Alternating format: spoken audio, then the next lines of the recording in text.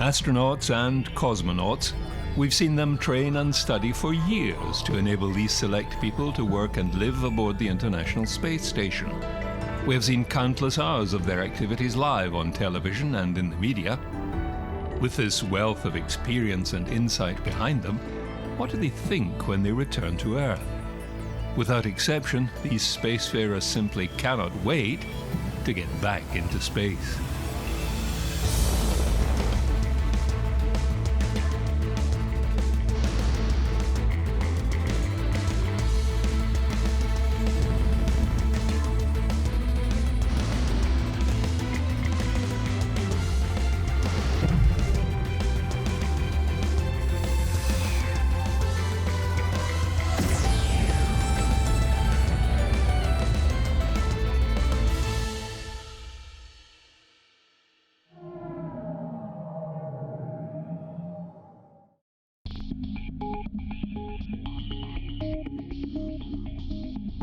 Astronaut Paolo Nespoli is on his third space mission.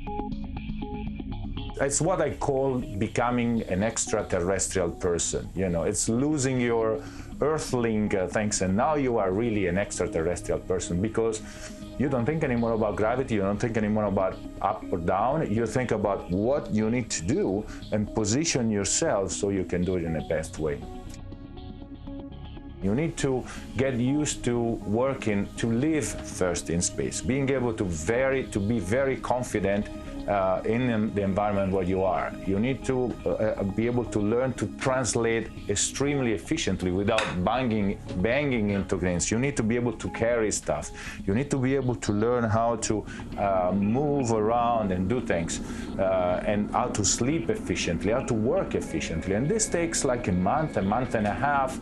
So after that time, you are fully ready to work, and that's why 6 months, because you have the capability then of performing at 100% of your capabilities, and then, you know, after 6 months, I think people are ready to go back to Earth and, you know, taste again the food, smell the air, see their friends, their family.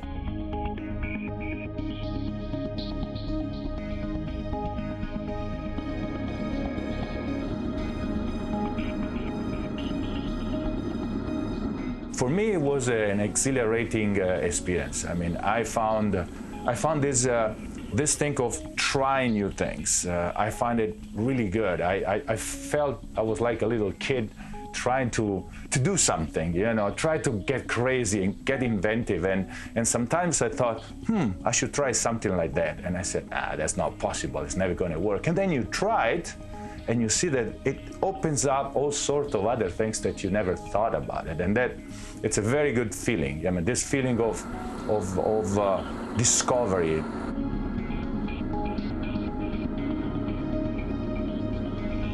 The astronaut in space is one of the resources of the space station, and the control center want them to use as much as possible, so they have to make sure that they can work. In fact, we do work from 7:30 in the morning until 8:30 in the evening. That's the working day, and Houston and the other control center make sure that it's filled with activities. About 50% of that time is used for maintaining the station. We need to fix things, we need to move equipment, we need to change experiment, we need to load and unload spacecraft, we need to prepare for spacewalks. This is an important part. And then another 30 to 40% is actually scientific work. I am an engineer, an aerospace engineer, but I will do experiments that have to do with genetics, with medicine, with life science, with metallurgy. And we have a complex set of experiments spanning 360 degrees. Which is a sealed environment. I'm going to open up. It's a little bit going to school, yes. It's a little bit like the adrenaline that pumps in when you are in an exam, and you want to, from one side, you want to show off. You want to show all the things that you know. In the other side, you need to be careful because some of these things can be very tricky, and it's easy to misunderstand something or getting too much involved in one thing and forget about the other one. There are currently 16 active members of the ESA astronaut corps. Paolo is among the oldest. At 60, this is his third flight into space. I feel really honored to be able to fly in space again. It's a very nice experience for me. I'm looking forward to use all of this investment that the agency have made in the past year to qualify me, all the personal investment that I made in get qualified and stay qualified and use it again, go to space and be useful. I mean, I'm 60, but I'm going there and I'm expected to perform as anybody else and carry out my task, and I'm looking forward to do what is needed and possibly a little bit more. Other ESA astronauts who have experienced their first missions in space are already in training for their next. Alexander Gerst has spent 165 days in orbit with 6 hours of EVA experience. Even though he is well aware of the amount of work and effort that lies ahead, he's keen to get back into space. It's a fantastic feeling to be back in training, of course. You can see the training facilities right behind me, and you can see why it's so interesting. I mean, this is like a full-on mock-up of the space station, so this is really the closest you can get on this planet to how the space station feels and looks like. And I've, of course, missed it a little bit after my last mission. I returned in 2014, that's 3 years ago, so it feels great to be back in that working mode. He'll certainly be continuing some of the research he started in orbit back in 2014. On top of this, he'll be fulfilling a new role, that of ISS Commander, a job which requires a high level of responsibility for the station and its crew. Of course, a new part to my training is that on my next mission I have the added responsibility of being the ISS commander, and to me that's a great honor. So I'm very humbled by the trust that people have in me to actually command this fantastic space station. But of course, it comes with a big responsibility also already in training. So it means I'm right now not only responsible for my own training, like in my last mission, I had to make sure that I'm trained and I can do everything that people need from me in orbit. Now I have a crew to take care of.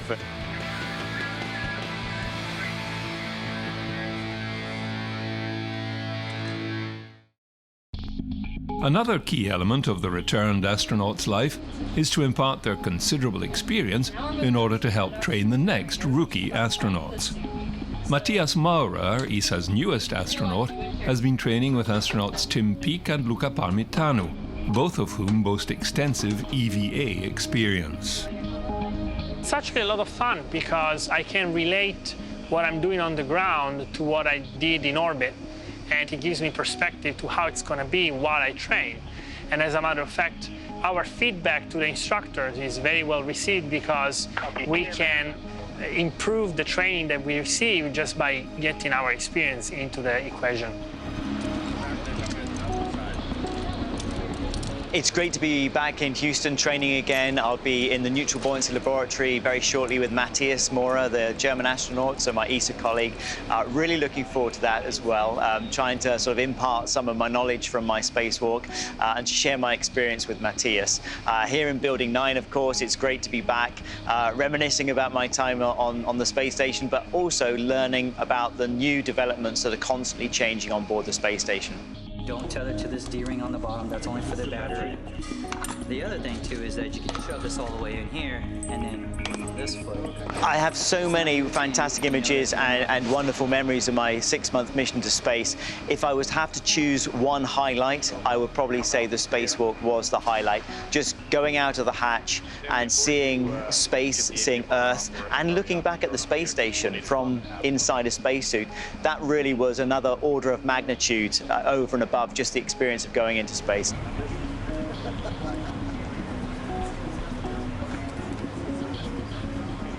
You put your toolbox down here, and your toolbox will stay because the water will keep it and the gravity will keep it.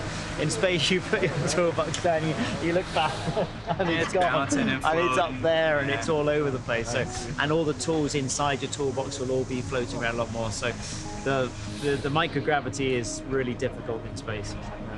I was at the NBL earlier this week, and just seeing the suit-up operations and seeing the suited guys going down for their spacewalk training, it really brings into perspective what the realities of a spacewalk are versus the MBL. And you know, there aren't that many. The MBL really is a fantastic place to train for a spacewalk. It's the best place that we can train on Earth. Crew hook side. Yes, and actually, this is a good opportunity whenever you're heading out the airlock. All European astronauts get training on how to operate in a spacesuit, in the American spacesuit. And so we need to learn how the spacesuit works, how it functions, and also how difficult it is to work inside such a suit. It's very limiting, and like a work that takes us 5 minutes here on the ground, in space it takes me half an hour. And afterwards my entire body aches, and it's hard work outside on the station. And try to do hand over hand. And Matthias, you don't have to ingress the APFR. We could have drivers. I pause for a second to figure out which... I hope that I get the chance to do a spacewalk, because all my colleagues told me spacewalk, it's like the best experience of your space flight. Leaving the station, seeing the station from the outside, and having a very clear picture of the Earth below you without being limited by a window, just looking through your visor. That is, the perfect image, and I'm really looking forward to it. I'm happy that I'm out of the water and that I actually can move my arms again, how my body is designed to move the arms, because the suit constrains a lot of my arm movement. Experience the past like never before with History Hit's award-winning original documentaries and ad-free podcasts with our expert historians like Dan Snow, Susanna Lipscomb, Lucy Worsley, Mary Beard, Tristan Hughes, and myself, Matt Lewis. Sign up for an exclusive discount using the link in the description and embark on your historical journey from the wonders of ancient Egypt and the life of Anne Boleyn to the rise of Napoleon Bonaparte and the discovery of Shackleton's Endurance. Get history wherever, whenever, exclusively on History Hit.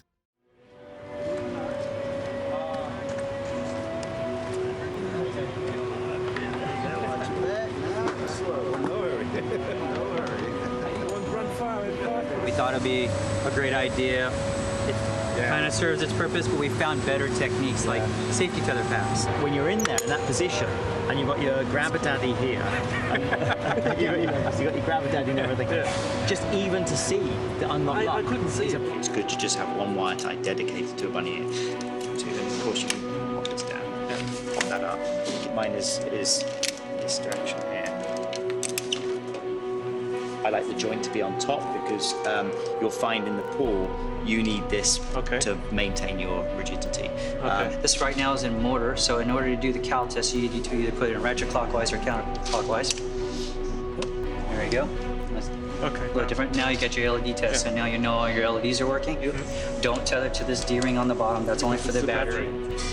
The other thing, too, is that you can shove this all the way in here, and then on this foot. It's not new to you. You know that you're going to go ahead and stick your boot into the toe loop, put your heel down, And foot in, and then I lean backwards. When we were in orbit, we had 3 spacecraft come up. We had Cygnus, we had HTV, and ATV. ATV was all the way aft, and you have to cross all of the Russian segment in order to transfer cargo to the other side. And you would really need some coordination with our Russian colleagues, because if they're working doing sport, then you're floating in the middle of all their activities. So the station does become a very busy place. Even in shape, there are modules that are in a different position than compared to when I was up there, and the procedures have changed compared to when I was up there. Specifically the emergency procedures, and all of the payloads are different. So all the training has to be done completely from zero.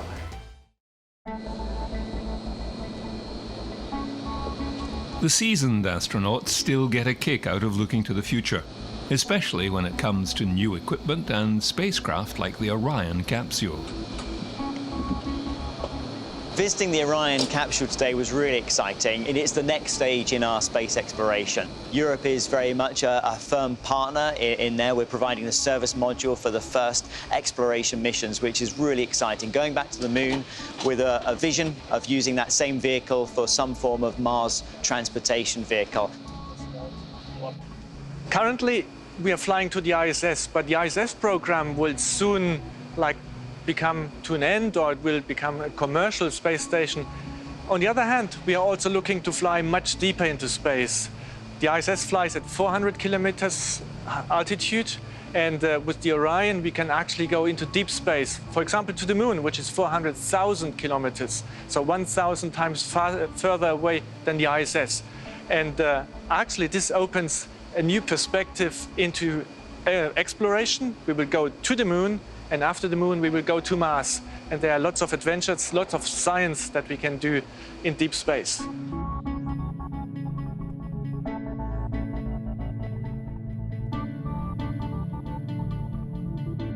Experience isn't the only thing astronauts bring back from space. Their biological specimens help evolve the gastronomical sciences.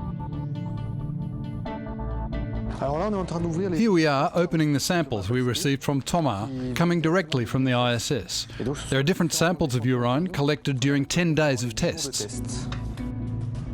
Providing enough energy for the astronauts is a critical aspect of payload planning, particularly for long-duration flights. The centre will provide us with an inventory of all the food taken by Thomas up there for all the time of the exercises he made during the 10 days of our tests. Here, for example, we can see on this table the energy consumption of Thomas every day, how much he has spent.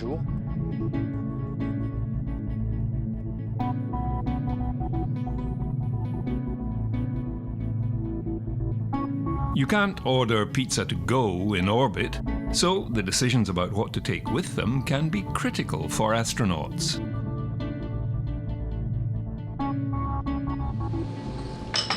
Food is something that's really underestimated down here on the ground. Like, people go like, oh yeah, I'm going to fly to space, so I don't care what food I take. It's not bad. Well, you start caring about that 1 month into the mission, and then if you made the wrong decisions, it's a hard remaining 5 months. This is mainly to trigger my memory for the food that I already had, and now I can make the choices based on how I remember them. And then there's a few new ones in between. For them I have to sort of guess. There's still debate if the taste actually changes the actual taste buds, if people perceive taste differently. My personal opinion is we don't. I think it's the same, but the cravings change, and that is really hard to predict. Right now I might not care so much for broccoli and cauliflower, but up there I really liked it because it's pretty protein loaded what we have. We have a lot of meat, and then I tried to add anything that reminds me of something green, let's put it that way. I mean, those beans, they don't resemble beans a lot, but they actually taste really nice. Oh, we didn't have blueberries last time, right? We had raisins. That stuff is awesome. Last time I got a few Russian bonus containers. They also have very, very good food. Their food is more succulent, like they have more grease in there, also more spices, also more salt, which is not so good for the bones. So I tried not to eat so much of it. The American food or the European food is more healthy, I would say. But once in a while it's really satisfying to just open a can of this really succulent, savory Russian food, and I absolutely enjoyed it. It's really good. On my last expedition, we tried to have the meals all together. The US crew, European crew together, we always had meals together when we could. And then on the weekends, we would gather, like the 6 of us. Either the Russians would invite us to their segment, or we would invite them. And then we have the big table, and everybody brings something together, and it's kind of this medley. That's important. Those are the relaxation moments. You can take a time, you put music on, and you chat about how your week went. And it's the last thing that I have for today, after a successful tasting of 48 items.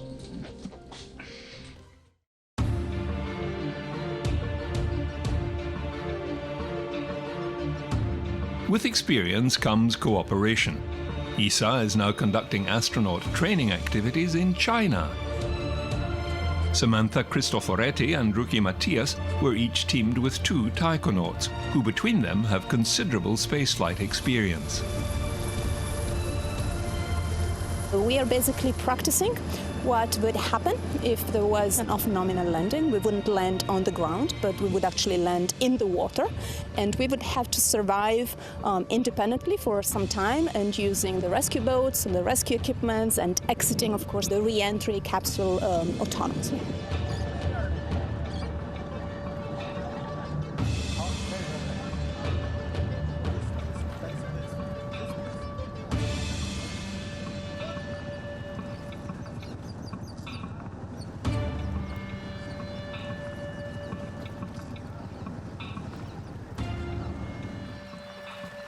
After donning insulation and buoyancy suits, they practiced rescue procedures with both a ship and a helicopter from a mock-up Shenzhou capsule. Space missions can be unpredictable, and training exercises such as these ensure that astronauts are prepared for every eventuality.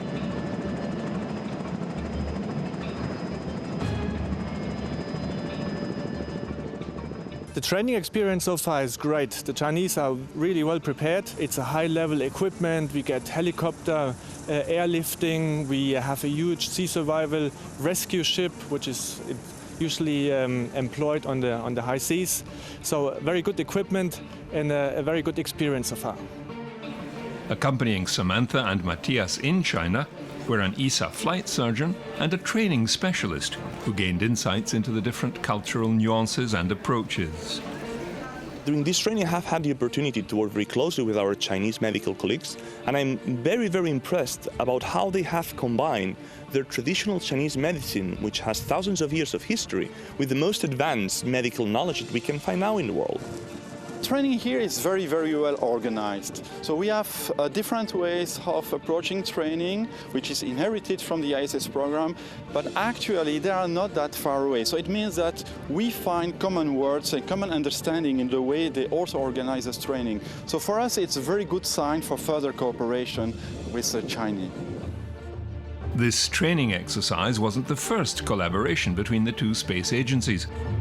In July 2016, Chinese astronaut Ye Guangfu joined ESA's caving course in Sardinia to experience an extreme environment as part of a multicultural crew.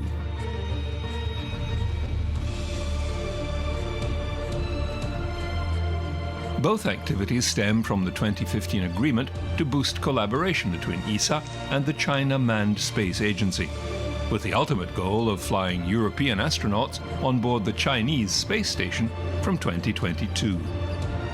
This joint training we are doing here is a first step in a cooperation that we all hope will lead one day in the early 2020s to a European astronaut flying with the taikonauts to the future Chinese space station. And so, of course, I would be thrilled if I had that opportunity. Organized by the Astronaut Center of China in cooperation with the Ministry of Transport's Beihai Rescue Bureau, this training session has been an important step towards long-term collaboration. Space flight opens up new horizons, not just for astronauts, but for nations as well.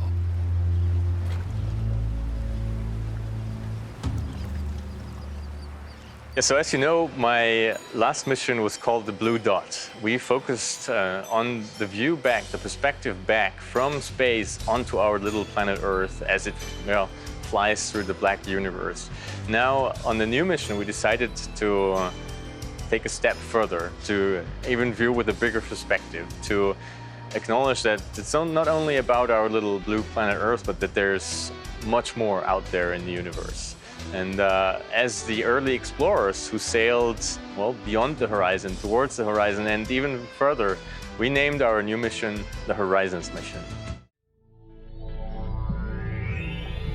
The tenuous envelope of gas surrounding our planet is an unbelievably complex machine that protects us from the vacuum of space, shelters us from harmful radiation, and allows us and the biosphere to breathe.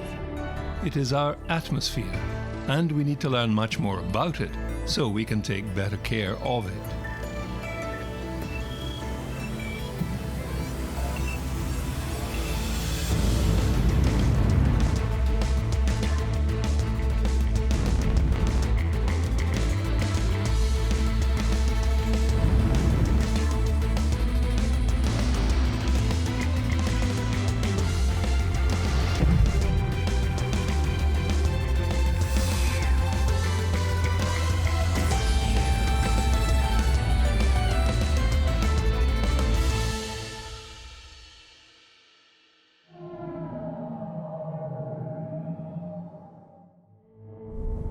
Soon, the European Space Agency ESA will launch its new Earth observation satellite called Aeolus.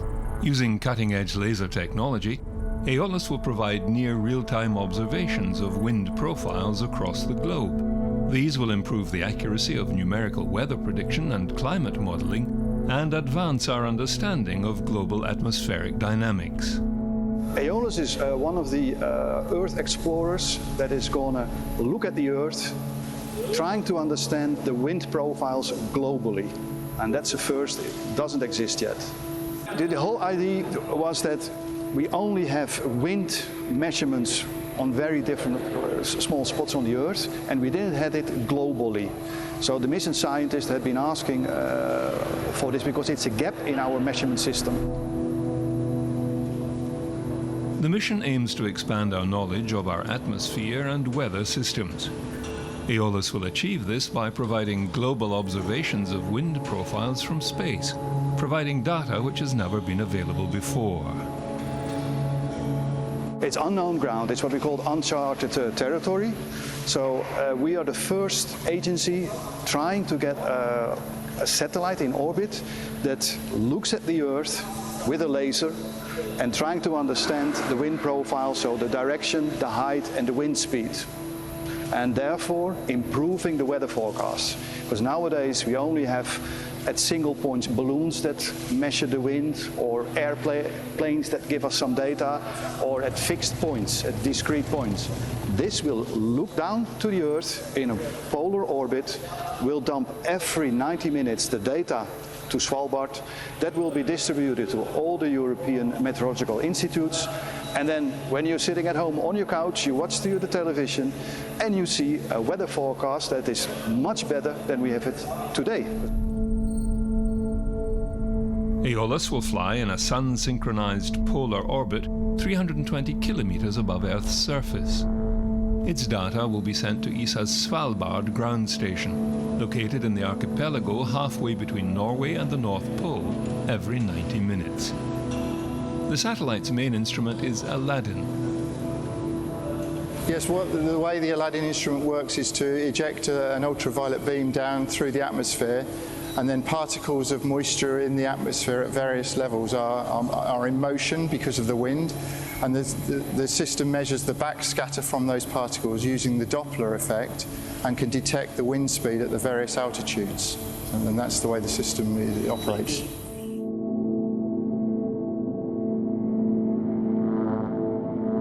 The development of Aeolus has been a long and difficult process, with new and cutting-edge technologies designed, developed and tested on the ground. It has been a very difficult challenge, let's say. It's a long life, because it exists already for 16 years, the program. And when we first had the part of the instrument, when we switched it on, it worked. Then we put it in vacuum and it stopped working. And no one had realized that we needed oxygen inside the satellite to keep the laser active. So it was quite a challenge, so we had to develop a whole new set of techniques.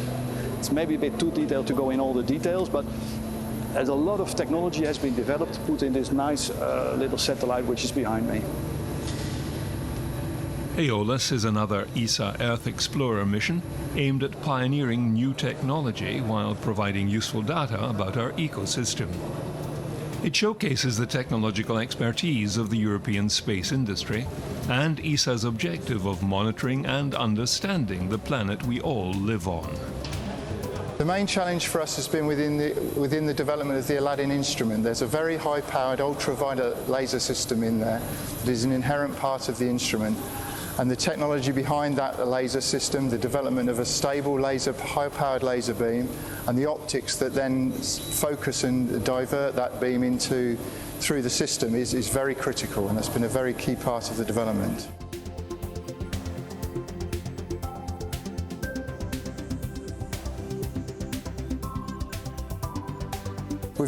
After many years and much hard work across the European industry, we've overcome those problems. We've got some new development and through coating technology on the optical surfaces to protect them. And we've now got a stable system that's been fully tested on the ground, and we're ready to go. The tracking of air pollution is also part of the European Union's Earth observation program, Copernicus. One of the satellites that gave scientists massive amounts of data on atmospheric pollution was Envisat. This satellite used several spectrometers to detect ozone and trace gases in our atmosphere. The latest satellite, the Sentinel-5 precursor mission, was recently launched and builds on that legacy of Envisat. So we started this precursor mission because the scientists wanted continuity of data. At the moment, we only have one spacecraft doing that job for us, which is OMI, and OMI is coming towards the end of its lifetime. The next missions that will do this job is Sentinel-4 on metopsych generation, which will only be launched in early 20s. In the meantime, to ensure a continuity of data, we need Sentinel-5 precursor. It will be the only such mission doing this job until then. Sentinel-5P is a precursor to the Sentinel-5 mission, which should be launched around 2021. But it's not only a precursor, it's also a gap filler, because it's filling the gap based on the data that we have coming from Gomez, Kirmaki and OMI measurements towards this future Sentinel-4 and Sentinel-5 missions. Sentinel-5P is the first atmospheric chemistry mission within Copernicus. Its main instrument is a state-of-the-art spectrometer called TROPOMI, which will be used to detect trace gases in our atmosphere. The Sentinel-5P satellite is a timely replacement for the ERS and Envisat after it stopped working. There was an urgent need to fill the gap in observing air quality and air pollution.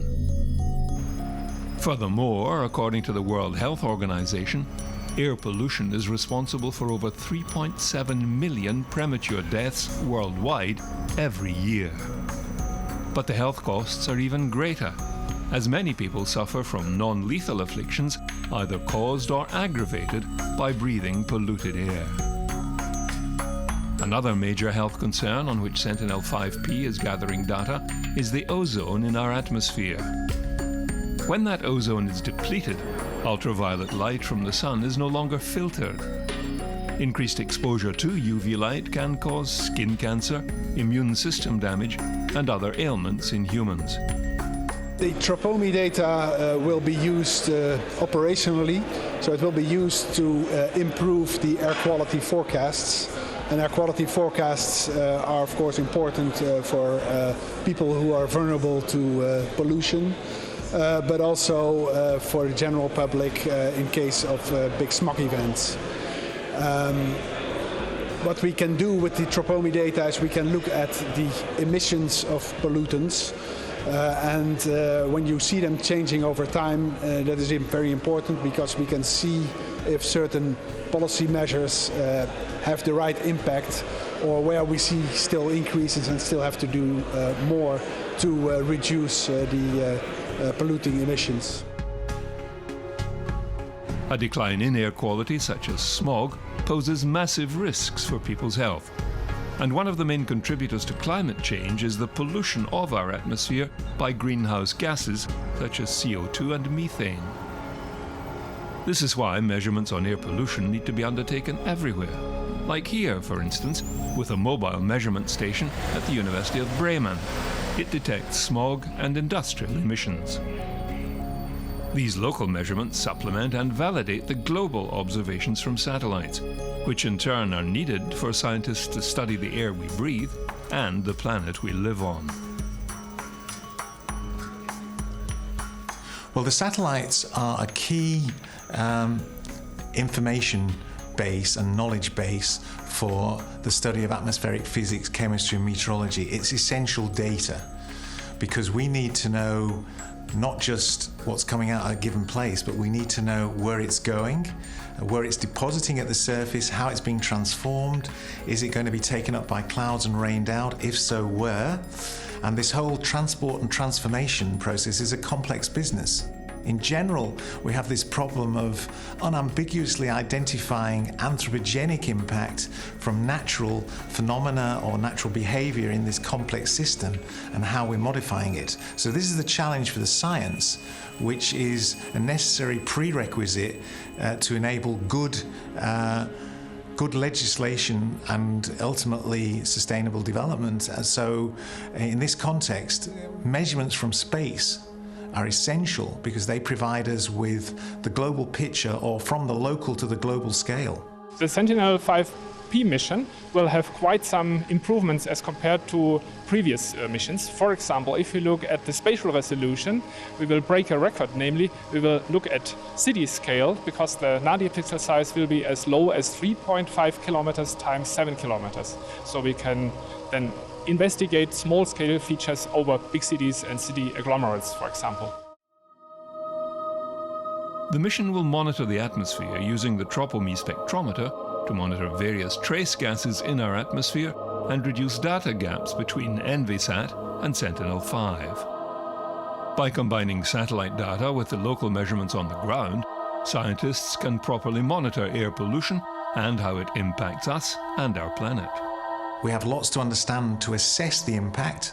Ultimately, more pollution is bad for health, bad for people, and the estimates are somewhere between 3 and 7 million people a year die prematurely from air pollution. This is a large number of people. At the forefront of Earth observation, the European Space Agency helps us to understand climate change and pollution by giving scientists and policymakers the data that can drive legislation. These atmospheric measurements are extremely important for mankind. First of all, to see how our planet changes in terms of climate, but also to see how air quality changes in different places and over time. We have highly polluted areas which are, of course, transporting pollution from one place to the other. So these fluxes of pollution or gases is very important to monitor. But also, if you take Europe, for example, Europe has introduced very strong legislation and regulations in order to reduce greenhouse gas emissions. And this has also to be verified, and these satellites are a very good measure or very good way of making sure that these reductions are taking place at a large scale.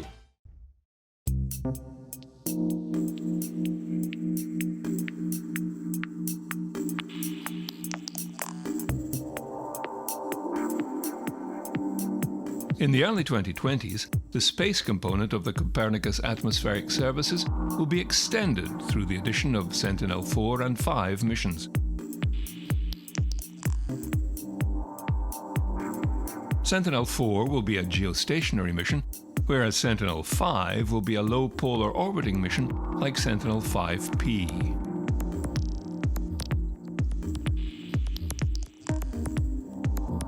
Atmospheric services are part of the Copernicus portfolio, which comprises 6 main themes: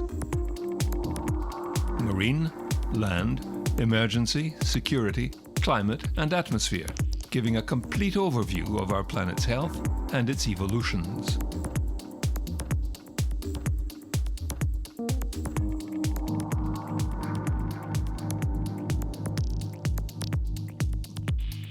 Can have a lot of practical applications using the data from the Sentinel-5P mission. One idea would be perhaps if we look at the harmful UV radiation, you could set up UV radiation services so that people on the street, so to speak, in the sun like today, could inform themselves how harmful it is to receive this short-wave ultraviolet radiation. The Sentinel-5 precursor data will be combined with models and other data to develop targeted services, and they will be available as apps, social media information, or web services, so that a lot of people can choose their way they want to be informed about the environment. Atmospheric measurements are important because especially these measurements that are done by Sentinel-5 precursor, like tropospheric ozone, information about nitrogen dioxide, sulfur dioxide, also information about aerosols, particulate matter, they have impact on the health of people. They can impact the people who have problems with their hearts or with their lungs. And as it has been shown, there are more than 400,000 premature deaths in the European Commissioning based on exposure to air pollution. Air quality in Europe in particular, but also in the US and in Japan, got much better over the last years. That's a really big improvement.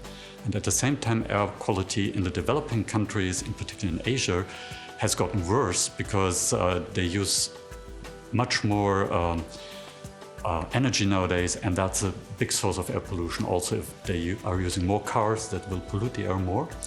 So it's different, depends on where you live. In some places air quality gets better, in other places air quality gets worse. I should add that in the last 3 years, air quality in China has improved because they are very ambitious about that and have very strict rules. So they are trying to follow the European or United States path in improving air quality with better technology. Observation from space is just one of several methods of measuring atmospheric pollution. Satellites provide the data, although they need to be calibrated with measurements on the ground.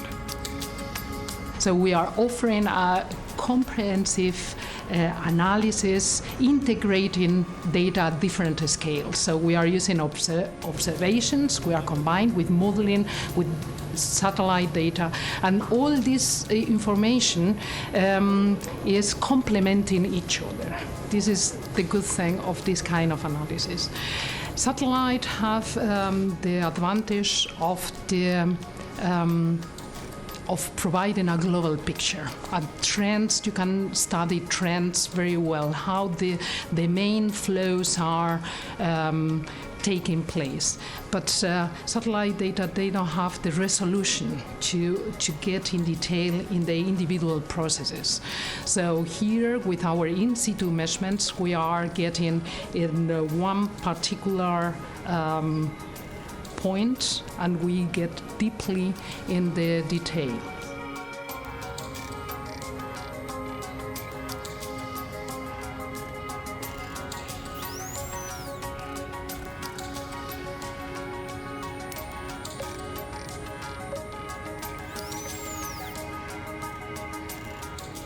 The satellite gives these beautiful maps, but you can only use them really if you have a validation measurement to compare to, and this needs to be a very good measurement, and this needs to be taken on the ground. That's very important for us because we need to be very confident of the satellite data. And once you have launched the satellite, it's out of your hands, and you cannot bring it to the lab and double check and test it. It's there, and you need to trust the data, and the only way to get this confidence in the data is by comparison to other measurements. Other forms of atmospheric pollution, such as the exhausting of carbon dioxide, methane and ozone, contribute greatly to climate change. Well, I think basically it's often the case that our models, which are extremely complex and good tools, often don't necessarily have the right physics or chemistry in them to be able to predict what's going on in the future. So a lot of the time in atmospheric science, we've been making discoveries. Back in the late 19th century, early 20th century, the discovery of the stratosphere was a complete surprise at the time, or fairly surprising. The fact that temperature increases above the tropopause. This was a surprising discovery, and really that's been typical. We didn't expect summer smog. We don't understand why in Paris there was a really big smog a couple of years ago in spite of improvements of legislation. This winter we had in London a smog which is maybe being attributed to excessive wood burning recently. So there's a lot of things although we're getting over the last 25 years much better information, but the satellites in particular tell us ultimately, or could tell us ultimately, what the source strengths are and enable us to follow the information, and thereby, together with models, give really good prediction for people about the air quality that they're receiving.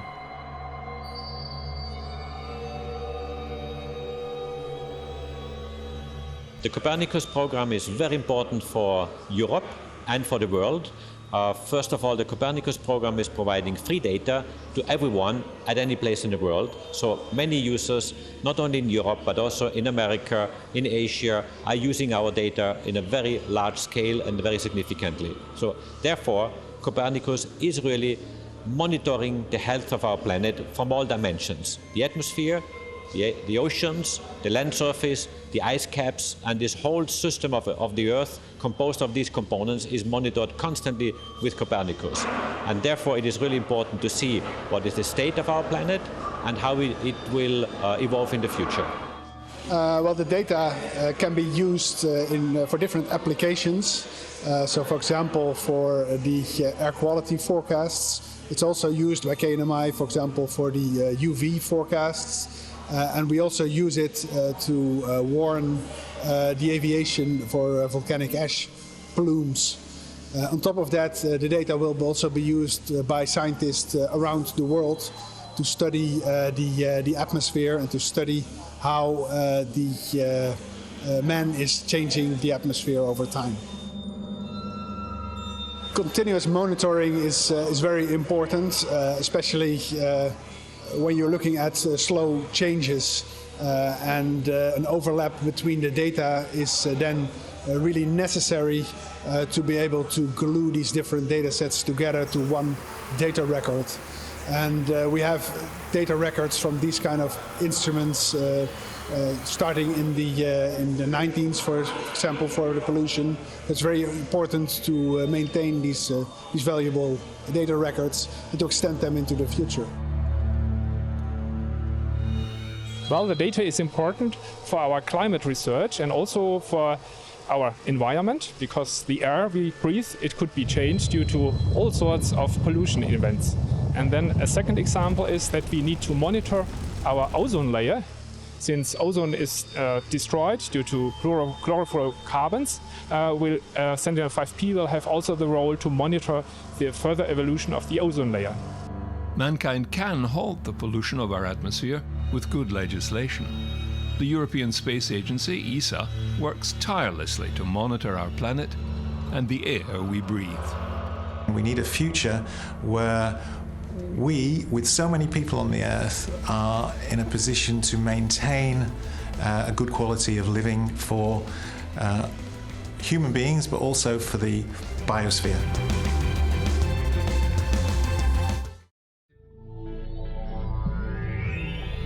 New projects are advancing slowly, moving hardware into the testing phase, new designs, new capabilities. The next 12 months will see an intense rise in flight tests, demonstration launches and high-priority flights. Some are on time, others are not. Let's check the flight status of some of this new hardware and these new capabilities.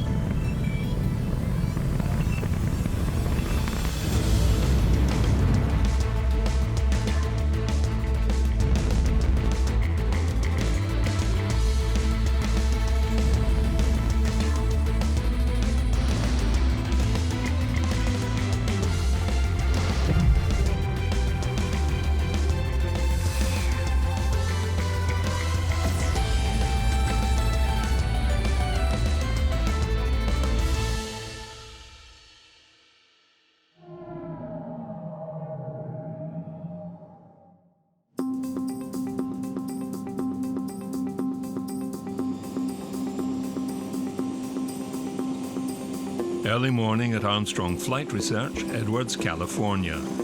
The Sierra Nevada Corporation's Dream Chaser sits engineless, awaiting a lift from a chopper.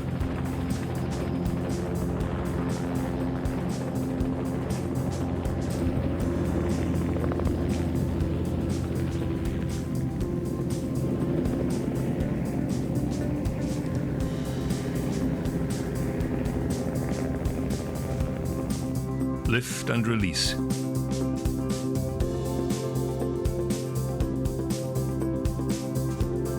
The remotely controlled lifting body makes an unpowered descent to the runway, completing another test run.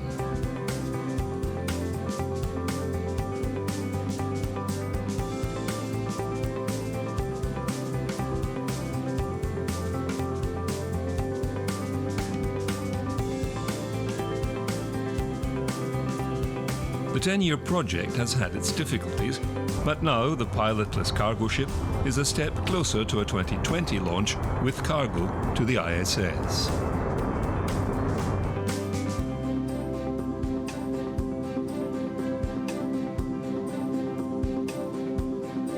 Boeing's crewed capsule, the CST-100 Starliner, has survived several high-altitude drops testing chute and airbag deployment.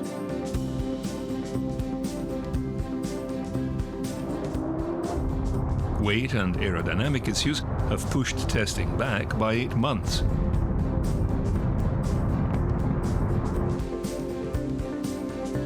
Other aspects of design, however, are proceeding well, including new spacesuit designs.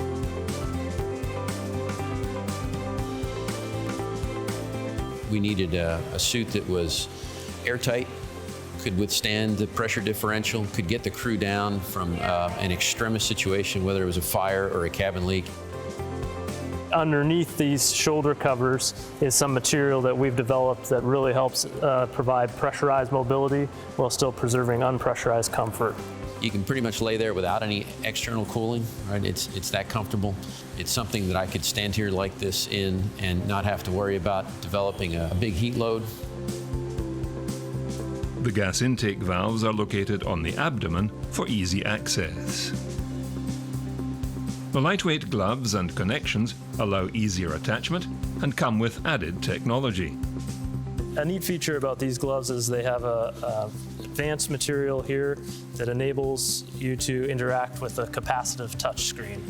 So any type of tablet you'll be able to interact with while wearing these gloves, well suited fully up in the suit. The lightweight helmet, akin to the Russian Sokol design, is attached to the suit and sealed with a zipper. The suit is designed to be worn in the capsule and not for EVA purposes, and only comes in Boeing Blue. At the same time, Boeing has the capsule trainer in service, and NASA astronauts assigned to the commercial crew roster are getting a taste for the new capsule. What the part task trainer does is it gives you a chance to get the feel and look, where to look, how to use the procedures when you go to a screen in the background, when I hit this button, what's it going to look like? So I think one of the greatest things about these trainers, it gets you so used to what you're going to do. You will practice a number of times that you'll be so familiar that, like a lot of people ask, is it scary? Of course it's scary because you're sitting on a rocket, but you're very familiar with where you are. Test schedule calls for an uncrewed orbital test later in 2018 and a manned flight at the end of 2018. This is very ambitious, however, and previous experience of spacecraft engineering suggests it may be 12 to 24 months premature. Another company with an ambitious timetable is SpaceX, whose Dragon capsule is looking for an uncrewed flight early 2018 and a manned launch 4 months later. The new breed of entrepreneurial and commercial imperatives may just make it. The interior design of this capsule is more in line with high-end sports cars. Maximum use of carbon fiber, titanium, and other lightweight alloys, coupled with the latest in electronic display and glass control surfaces.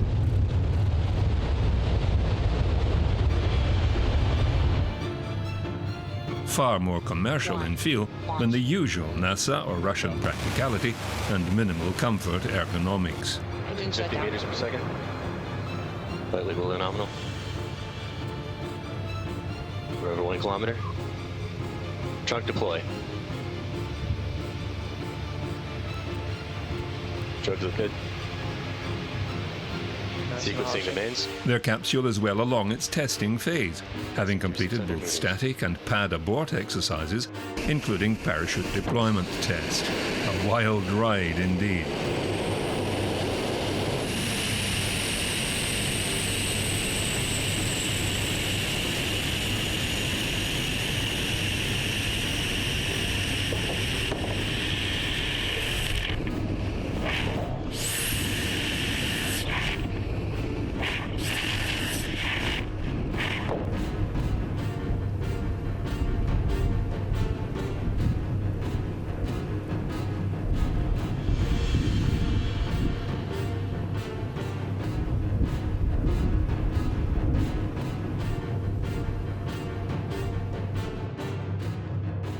With room for a crew of 7, the Dragon capsule may well be the first commercial entity to launch and land astronauts from the ISS within a year.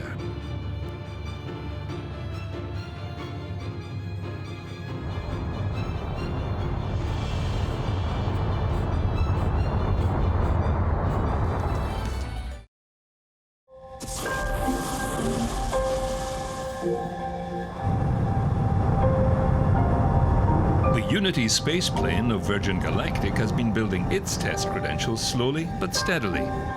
Having suffered catastrophic failures in the past, they are fully focused on safety. Ground crew operations of both the spacecraft and its carrier plane are rehearsed ad infinitum, training and checking as flawless procedures evolve. Motor testing again and again.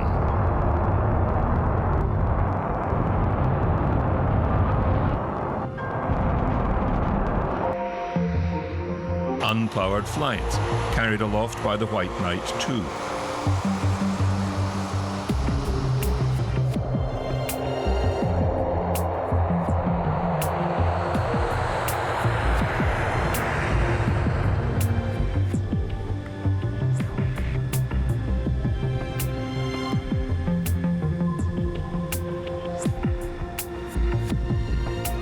Rehearsing with ever greater complexity, the latest flights fully loaded with rocket motor and propellant tanks.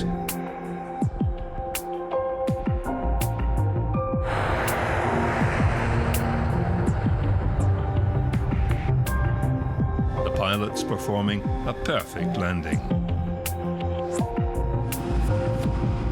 Next step, a powered suborbital flight, perhaps sometime in the next 12 months.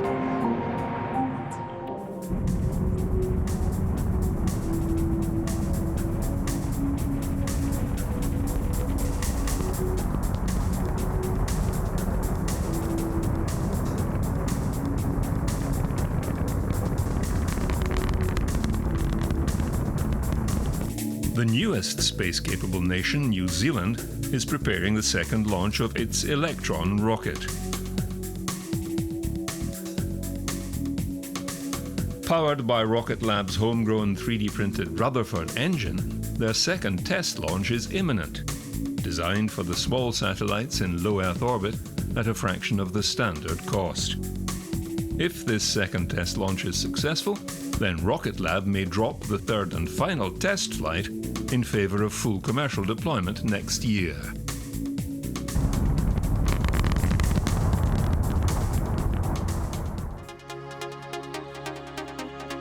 Blue Origin's reusable new Shepard rocket and capsule system has proceeded successfully through the testing phase, including launch, abort, and single parachute landings.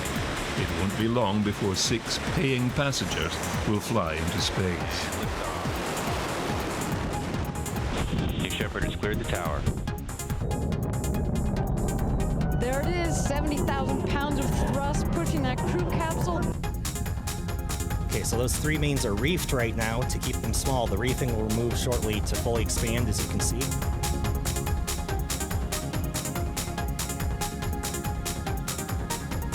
And touchdown of the New Shepard crew capsule.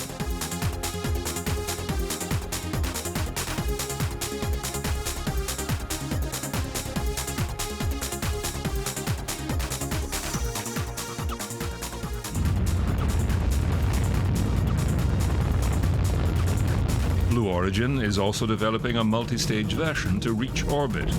The new Glenn could send payloads or passengers into orbit with a 2- or 3-stage variant, although it is still some years away.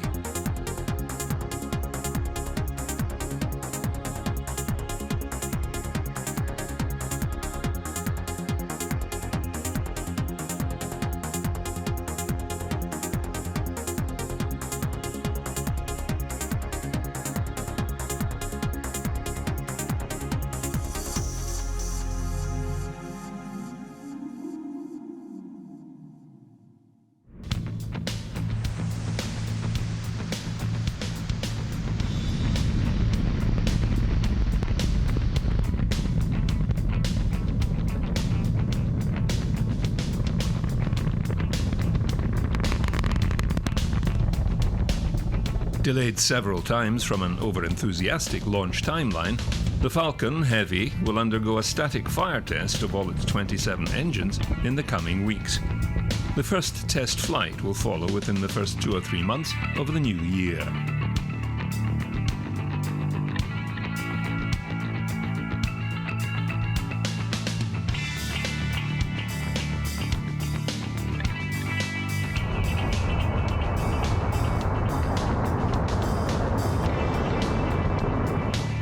NASA's Space Launch System has hit further snags in development. namely issues with the welds of the enormous fuel tanks. Not unexpected, as the new technologies and manufacturing techniques evolve. Delays in delivering the Orion's EMS propulsion system have also set back the timetable, with 2020 likely to be the earliest a flight could take place. The James Webb Telescope has also been delayed by a year. A planned Ariane 5 launch will hopefully take place mid-2019. Ariane 5, Soyuz and Vega launches are due for an upgrade.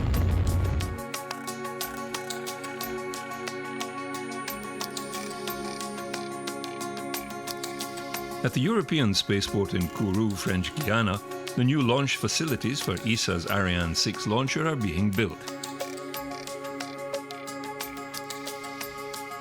At least the big hole is there, the excavation is done, and the launch zone buildings will soon appear on schedule.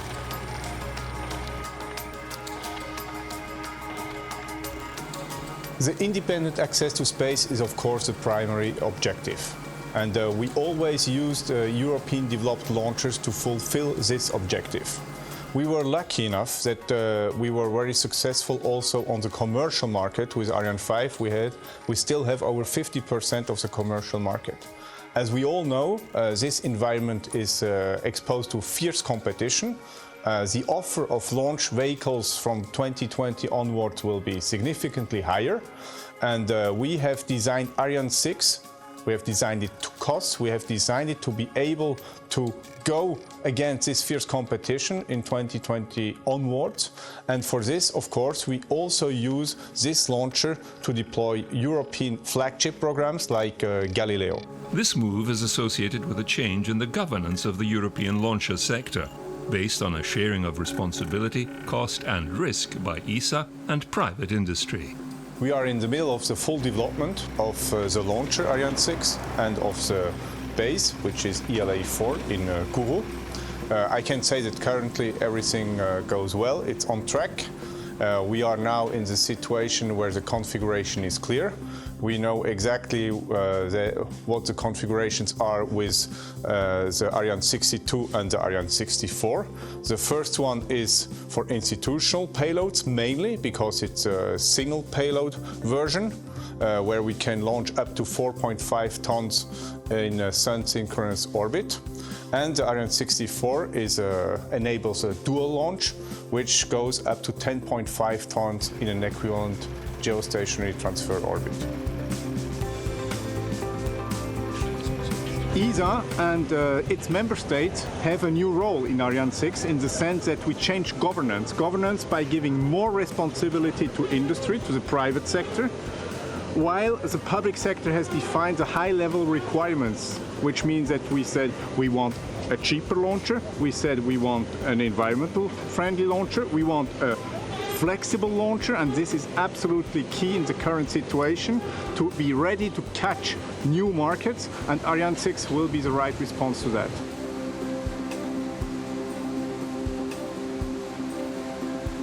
We can say that European industries are working full speed ahead. We just had maturity gate 6, what we call, where we can consolidate the industrial structure. We aim at starting the first batch of production next year, spring next year. So now we can say the industries are ready, they are full speed ahead, and we will start to produce Ariane 6 from next year onwards.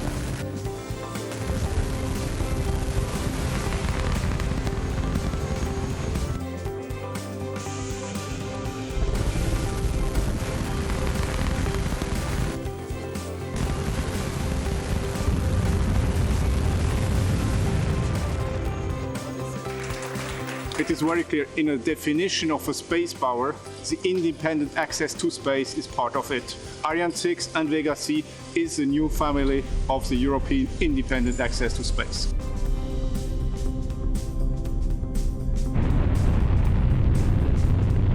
Vega C will cover the deployment of the Sentinel satellites for the EU's Copernicus program. Vega C will increase Vega's current capacity from 1.5 to 2.2 tons on polar orbit, which is the most common for observation satellites.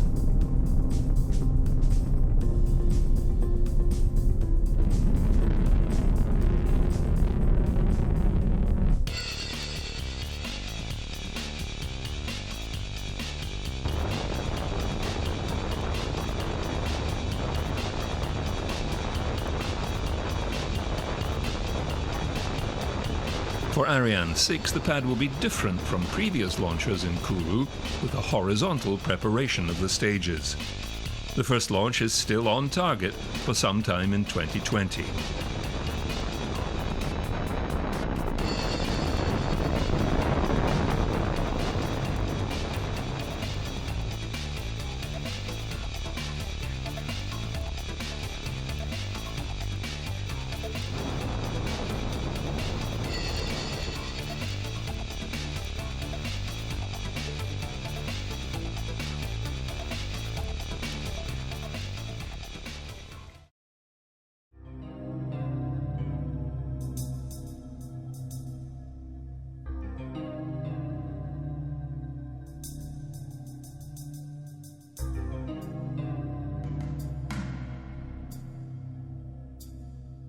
Although there are extensive works going on at Kourou, they will not affect the upcoming Vega launch of the European Aeolus satellite, slated for early 2018.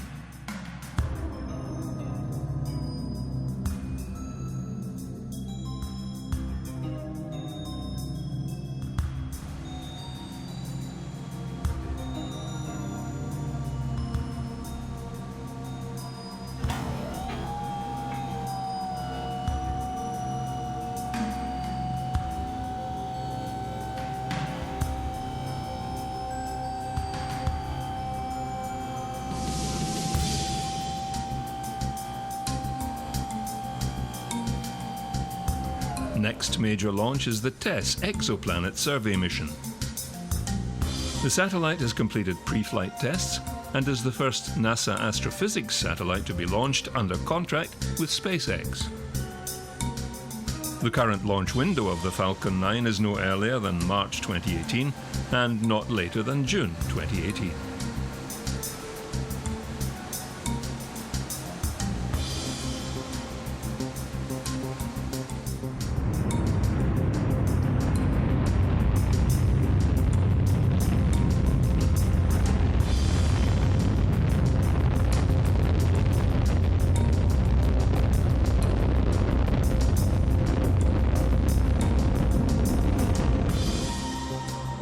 The second exoplanet hunter, Cheops, is on schedule as well. The satellite is commissioned by ESA. The project is being led by the University of Bern. They also built the instrument. That's the main part of the satellite. And the satellite structure, the platform with all the housekeeping, is built by Airbus in Madrid.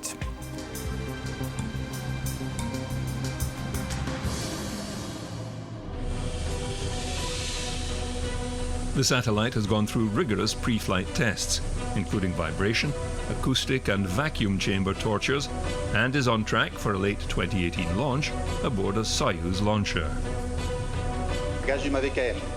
Allumage triétage. À tous de DDO. Attention pour le décompte final. 10, 9, 8, 7, 6, 5, 4, 3, 2, 1. Top. Et décollage VS12.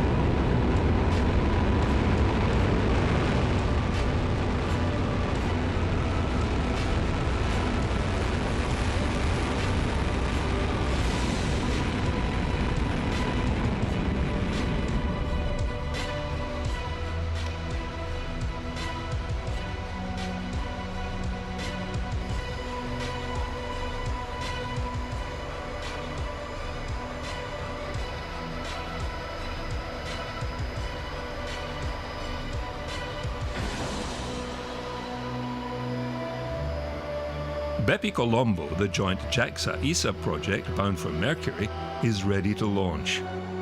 The mission consists of multiple parts, including the Mercury Transfer Module, a sun shield, and 2 scientific orbiters, ESA's Mercury Planetary Orbiter and JAXA's Mercury Magnetospheric Orbiter. The spacecraft was assembled in its launch configuration inside a clean room at the European Space Research and Technology Centre, or ESTEC, in Nordwijk, in the Netherlands. It has been dispatched to the spaceport in Kourou for its mid-2018 launch and 7-year flight to Mercury.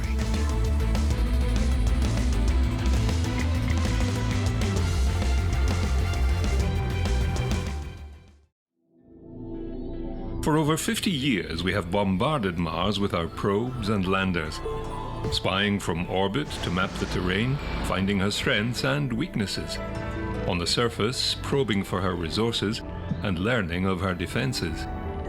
The next generation of robots are readying to establish the beachhead. The time is approaching for the full-scale invasion of the planet, when humans walk on Mars and claim it for their own.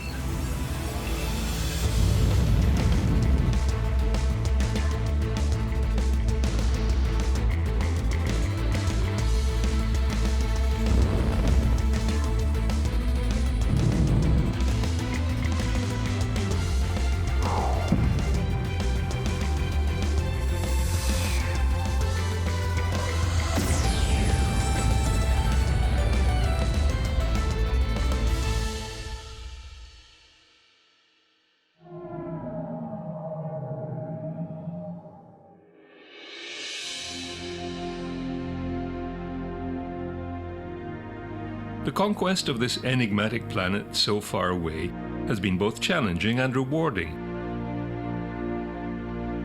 ESA has delivered the latest conspirator, the ExoMars Trace Gas Orbiter, to search out the source of methane in the atmosphere. Its landing craft, the Schiaparelli lander, failed and crashed, yet another victim of Mars's defenses.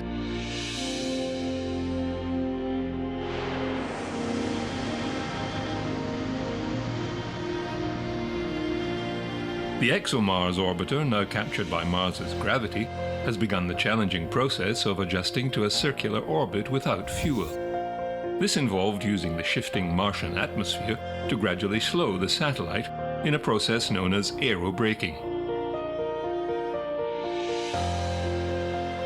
With ExoMars, ESA is going to use for the first time a method called aerobraking for a spacecraft in orbit around Mars to decrease the orbit by letting it fly through the atmosphere and using the atmospheric density to slow it down instead of using fuel for the engines.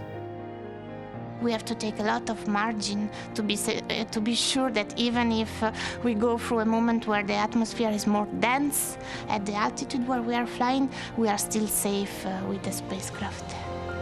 That aerobraking process took more than a year to complete. It was complicated by the changing nature of the Martian atmosphere. The Trace Gas Orbiter is really looking at active processes ongoing on Mars today, and life, present life, is one of the possible explanations.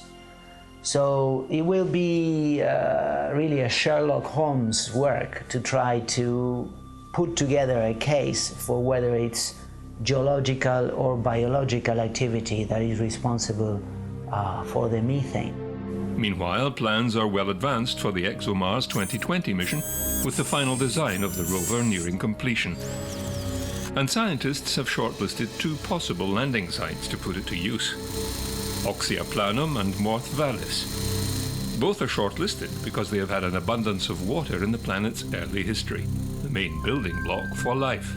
First of all, we want a landing site that is ancient, because the hypothesis is that conditions on the surface of Mars 4.3 to 3.9 billion years ago were similar to those on Earth when life started here. So the site has to be old. The second condition is we want a site where we had liquid water present over hundreds of millions of years. And we want this liquid water to be what we call low energy or slow flowing water, like on the canals in Amsterdam.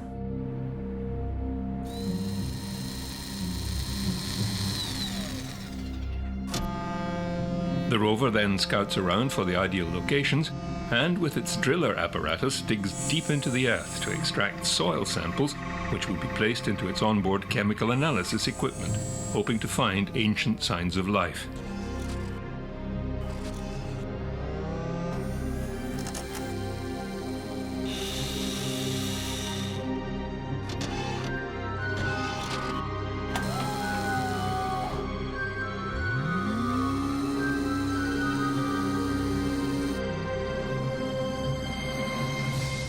Beginning this year, the next wave of spacecraft begin their sojourn to the Red Planet.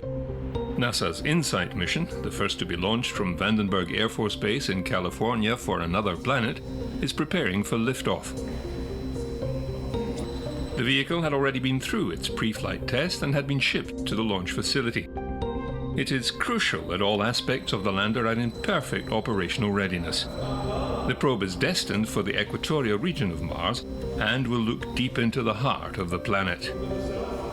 The InSight mission is a geophysical mission to Mars. It's going to go to Mars and take its vital signs. It's going to take its heartbeat, the seismic activity of the planet. So we're going to be doing that using a seismometer, a very high precision seismometer, using techniques that have been well developed on Earth to get the understanding of the crust, mantle, and core, and sort of the relationship between those.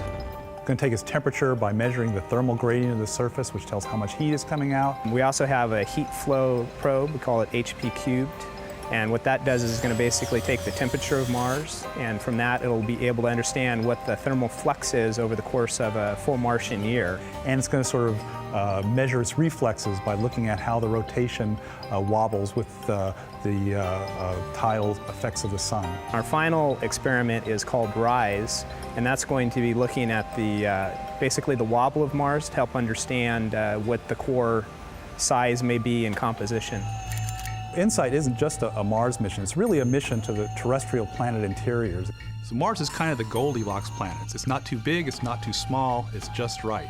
If it was too big, it would have retained a lot of activity and erased all the evidence that we're looking for. If it was too small, it never would have undergone the same processes that form the Earth, and so it's really just right. Mars will give us this insight into early planet formation and early planetary processes. Understanding the details of the structure of the interior of Mars will allow us to address questions of planetary formation that we've only been able to guess at before. We are missing cold, hard data, and this is what this mission will provide. Meanwhile, NASA, ESA, and the Russians are continuing their programs. Soon, new missions from China, Japan, India, and the United Arab Emirates will begin.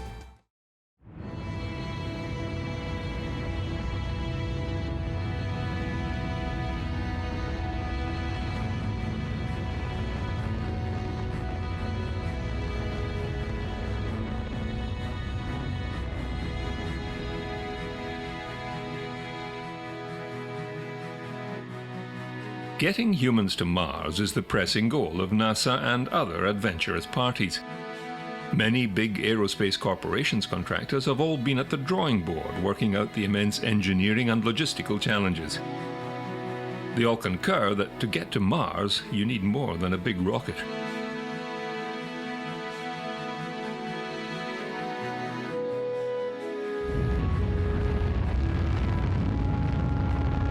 NASA's SLS and Orion spacecraft are only two of many components that will be needed.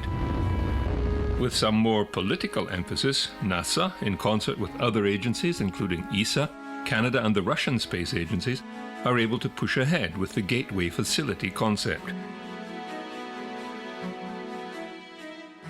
Effectively building a space station in cislunar orbit between the Moon and Earth, it would be a staging post for a return to the Moon, the gathering of resources from the lunar surface, and an assembly point for a Mars flight and beyond.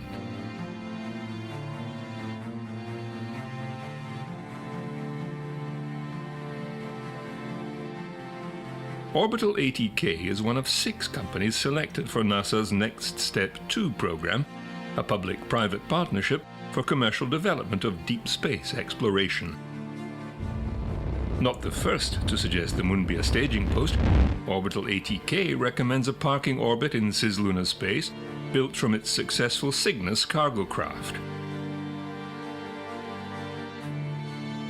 First, they will launch an initial habitat module aboard NASA's heavy-lift SLS rocket with a crewed Orion capsule. Placed in a parking orbit, it will act as a platform for experiments and serve as a destination for future crewed missions.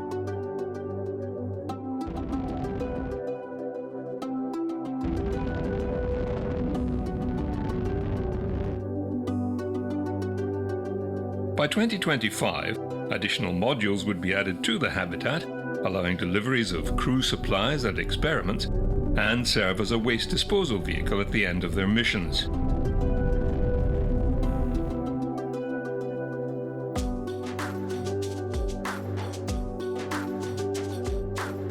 The modularity of the system also allows for multiple visiting vehicles, providing a base for lunar sorties. Mining for resources, in particular water, would allow for more cost-effective and longer duration missions to Mars. From water you gain hydrogen for fuel, oxygen as the oxidizer, and for breathing, and of course, drinking water. We have places on Moon which are, at least especially at the South Pole, which has permanent darkness, where we can find water, and we know from some missions that there is water. Water is a good source to produce hydrogen and oxygen. And also to go into the shadow of the Moon, we will have places where we don't have the radiation coming from the Earth. So building a telescope over there by using the material we find on the Moon, so not bringing all the stuff from the Earth, that could also open new possibilities to look deep into our universe. These crewed missions would also help with man's understanding of how we can best survive long-duration space exploration. By 2030, with additional modules, the habitat could be expanded to provide a Mars transit capability for demonstration expeditions lasting 1,000 days or more. Boeing, the primary contractor for the SLS rocket system, believe their plan will require 5 or 6 SLS launches to be able to get to Mars. So we want to make sure that we've checked everything out and that we know that it's good to go before we actually leave for Mars. Because once we leave, we can't come back for over 2 years. And the reason for this is because it's the alignment of the planets. The way the planets revolve around the sun, it allows a window of opportunity to go from Earth to Mars basically every 2 years. Just to get to Mars, before you even land or anything, is going to take 7 or 8 months. The reality is you're going to be there for a year waiting until that window opens up to come back. And then it's going to take 7 or 8 months to come home. Having a cislunar outpost enables international partnerships and commercial opportunities, such as exploration of the lunar surface and scientific and technological research. After cislunar space, we'll start the actual missions to Mars. The first mission will be to Mars orbit. This mission will teach us about the space systems that will take us to Mars and back. The next mission will send humans to the surface of Mars. The crews will undertake detailed scientific research and investigation. They will start to unlock the secrets of Mars.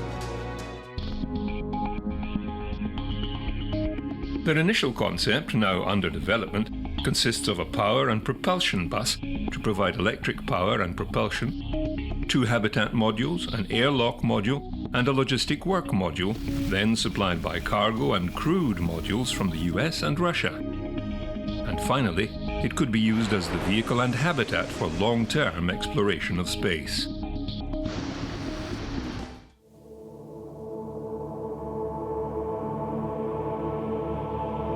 Lockheed Martin's concept for transporting to Mars has resulted in a holistic view of the mission. They too will assemble the space gateway in cislunar orbit. This will provide the platform to build the Mars Space Base Camp and get it ready for flights to Mars.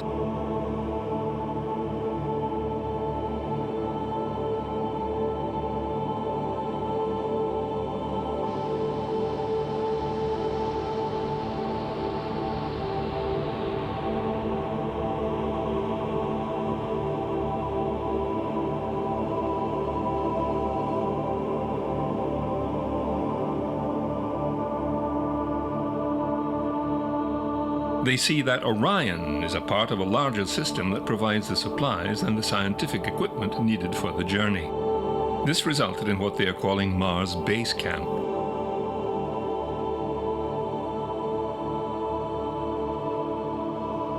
Mars Base Camp is an orbiting mission with 4 main sections and 2 of almost everything for backup.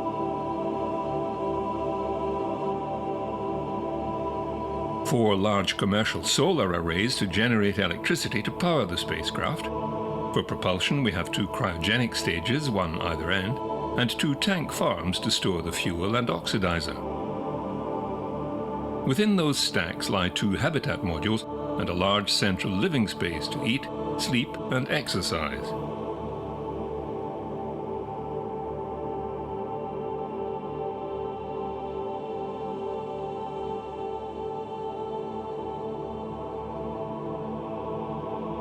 Most importantly, we have Orion. It is the command deck with all the avionics, navigation, and communications. Orion makes the spacecraft more reliable and gives the astronauts a safe ride home.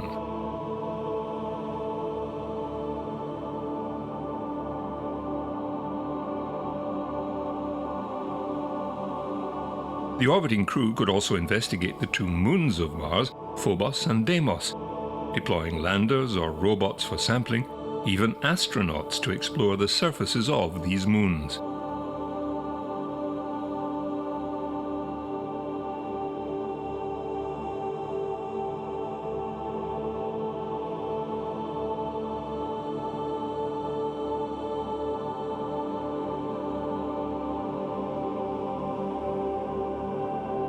The main mission, however, will, after careful examination, confirm a landing site for the next mission and the first human landing.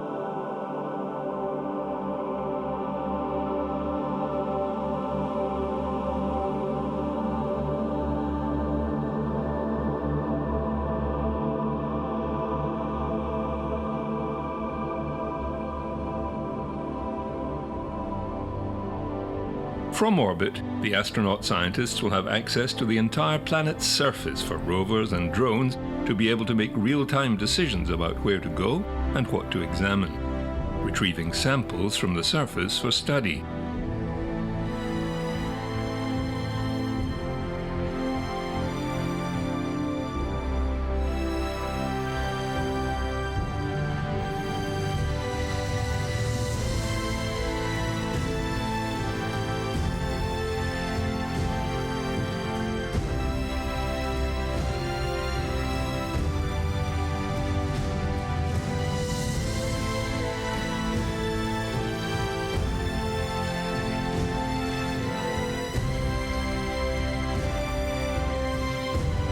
Lockheed Martin's concept, the almost retro rocket ship, the MEDV Lander, is their design for a reusable launch and landing vehicle and is based on the current technology, including the Orion and shuttle systems, and not as far-fetched as first thought.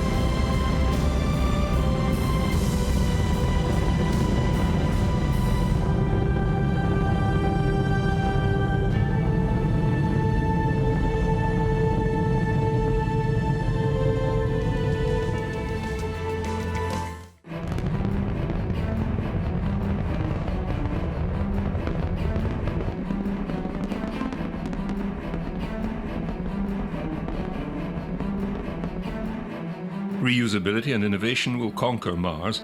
Keeping costs down will make it viable, and making it doable is innovation. That's something that SpaceX is founded on. Their BFR is the direct Mars transport system, from liftoff on a reusable booster, a short time parked in low Earth orbit for a fuel top-up, then direct to Mars and a 3-month cruise, then landing directly on the surface of the red planet, ready to be refueled from local resources for the return journey, landing back on Earth in the one reusable spacecraft.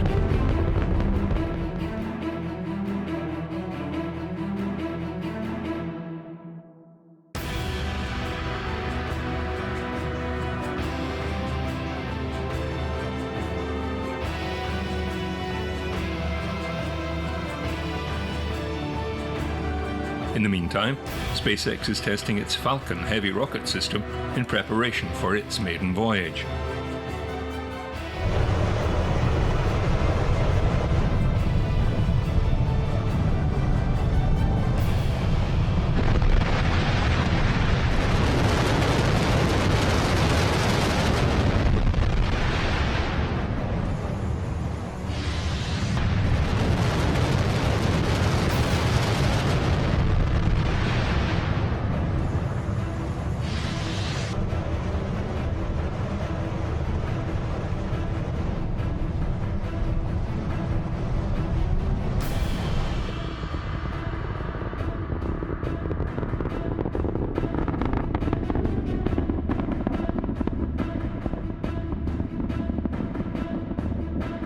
One of the issues of flights to Mars, which is addressed in part by the BFR, is the cruise time.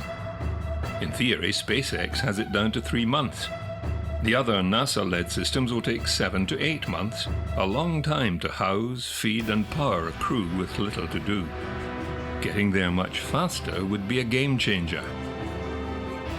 One possible way to achieve this is nuclear power. Nuclear thermal propulsion, or NTP, could enable faster transit time both to Mars and beyond. NTP is powered by nuclear fission. How it works is conceptually simple. Energy from fission is used to heat a hydrogen propellant to about 2,420 degrees Celsius.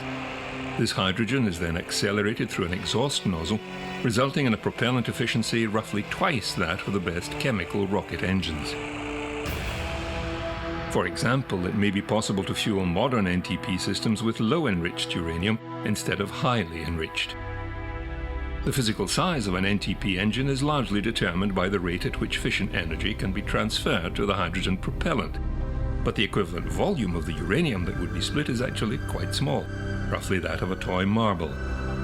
Getting travelers to Mars faster, NTP can take months off the trip compared to using traditional chemical systems. This would reduce the need for payload, food and power for the crew, minimizing the risks associated with exposure to galactic cosmic radiation, microgravity, and other hazards of deep space travel.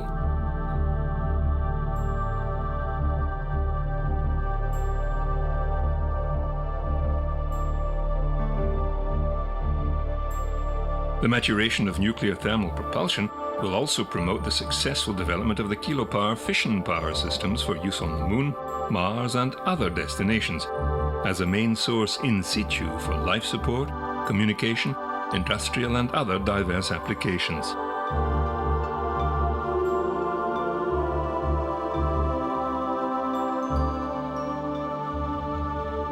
Harnessing first-generation NTP systems is a first step towards advanced nuclear propulsion systems capable of travel throughout the solar system. The amazing Cassini spacecraft and its sibling lander Huygens have now concluded their scientific studies, bringing back years of data to be combed through by scientists, plotting their next journey to Saturn's space. Now it's time for other planets and other spacecraft to shine. Juno piercing the cloak of Jupiter, and her distant relative New Horizons at the edge of the solar system.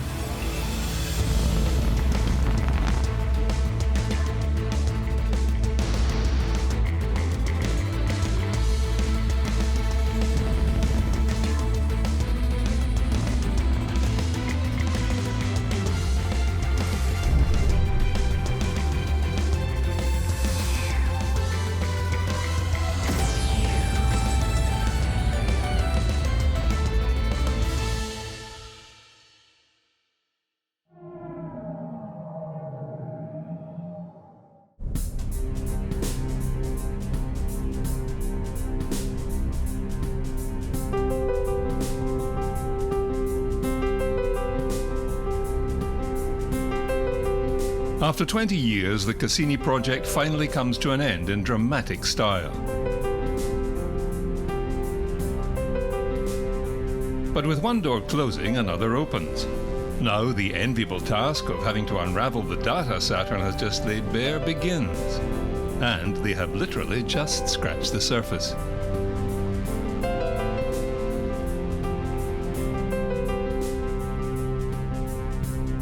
I think Cassini has left us with humankind's presence at another planet for 13 years, seeing things that we had never imagined seeing, and at the same time sharing that with the entire world and opening up vistas for the next sets of missions.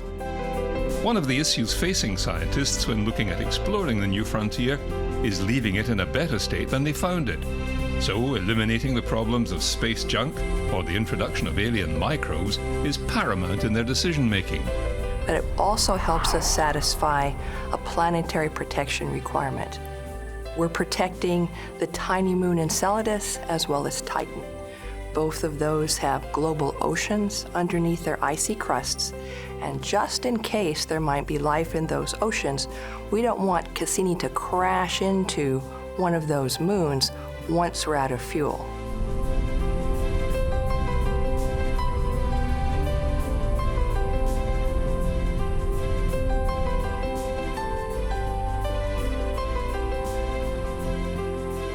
While the main focus of the Cassini mission was to delve into the mysteries of Saturn and its rings, the moons of Saturn proved most science-worthy. And Saturn has many moons. In fact, 62 with confirmed orbits. Several are only 50 kilometers in diameter, the largest being Titan, which is bigger than Mercury. The Huygens module that traveled aboard Cassini also became the first probe to land on a moon other than our own and transmit data back to Earth.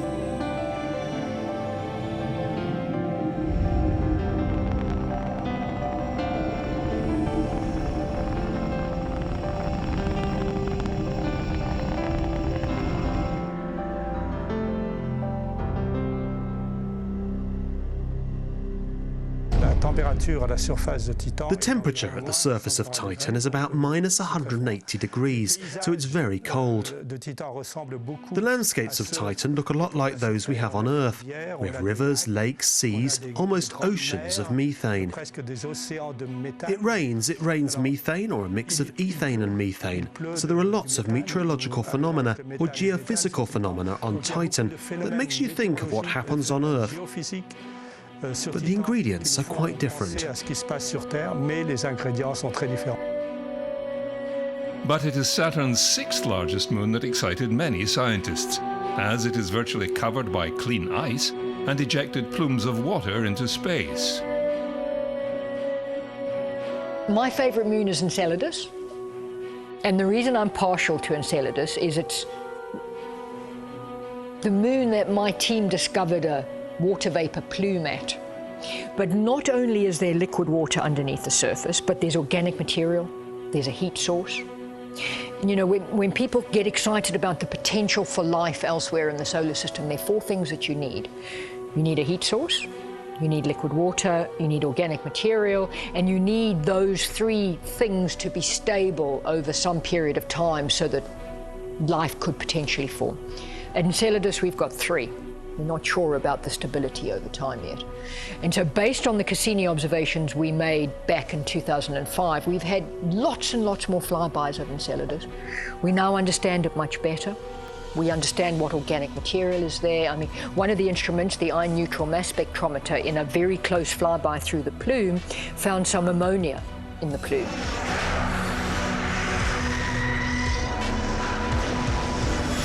First of all, we see plumes. Then we start finding out from the gravity measurements and the imaging that there's an ocean and that it's global. And then there was some measurements by the cosmic dust analyzer that suggested there was hot water being circulated through the rock, the silicon dioxide nanoparticles. This is just the final step that shows that there's molecular hydrogen being produced by these same hydrothermal processes, and that molecular hydrogen has the chemical energy to support microbial systems in the interior ocean. It's really the longevity of the Cassini mission that's allowed us to put together the pieces of the puzzle to really understand a moon like Enceladus. And even this late in the mission, we continue to look at our data to better understand this ocean world. Collating data is one thing, but interpreting and providing vision for future missions is another. This is an area for which the Cassini project came up trumps, because it not only brought together three agencies, it provided the ground for future scientists to develop skills that will provide the basis for new projects. The number of PhDs we've put through the system that are going to be the educators of the next generations We've put out 3,000 plus peer-reviewed papers, hundreds of PhDs, thousands of peer-reviewed papers. The legacy, the scientific legacy is huge. The engineering legacy, of using every ounce of engineering capability to exploit a system, I think is again, we will be built upon. And I can't ignore the international cooperation. I mean, we had 19 nations contributing hardware to this mission. We've got over 26 nations now contributing scientifically. The mighty Jupiter is the current target under the microscope with the Juno mission in full swing. The story of our solar system is linked to Jupiter, as it is believed that it was the first planet formed. So if we can understand how, we can begin to unravel the origins of our solar system, and thus how the Earth came about. Juno must work in a very harsh environment to tease out the answers from the gas giant. When you go to a place as hazardous as Jupiter, we put a lot of time through the whole development process in trying to design a spacecraft that will operate in the high radiation fields, the magnetic environment, spacecraft charging environment, everything that you do with the Jupiter. And I have to say the spacecraft has been performing admirably. Jupiter's radiation belts pose one of the biggest problems faced by Juno scientists. They exist within the enormous magnetic field that surrounds Jupiter, with its magnetosphere trapping and accelerating particles. It produces intense belts of radiation similar to Earth's Van Allen belts, but thousands of times stronger. Juno just flew by Jupiter for the first time with all the science instruments on, and it was spectacular. The spacecraft performed flawlessly, the instruments all worked exactly as planned, and the data is amazing. We're looking deep into Jupiter, we're learning about the secrets that it's holding, but we're also getting a lot of surprises about the aurora, about the atmosphere, how it works. I mean, it's just incredible. The flybys which followed showed that the massive amounts of energy swirling over Jupiter's polar regions were creating the giant planet's powerful auroras, but not in ways the researchers expected. What puzzled the researchers was the fact that despite the magnitude of these potentials at Jupiter, they are observed only sometimes, and are not the source of the most intense auroras as they are on Earth. Juno had its camera, JunoCam, on during the flyby. We got the first pictures of Jupiter's poles, the North and South Pole. They were amazing, a lot of surprises. It didn't look like we thought. Doesn't look much like Saturn's pole. Jupiter's poles are covered in these cyclones and anticyclone storms, some of them half the size of the Earth or bigger. And we're puzzled as to how they could be formed and stable in that configuration.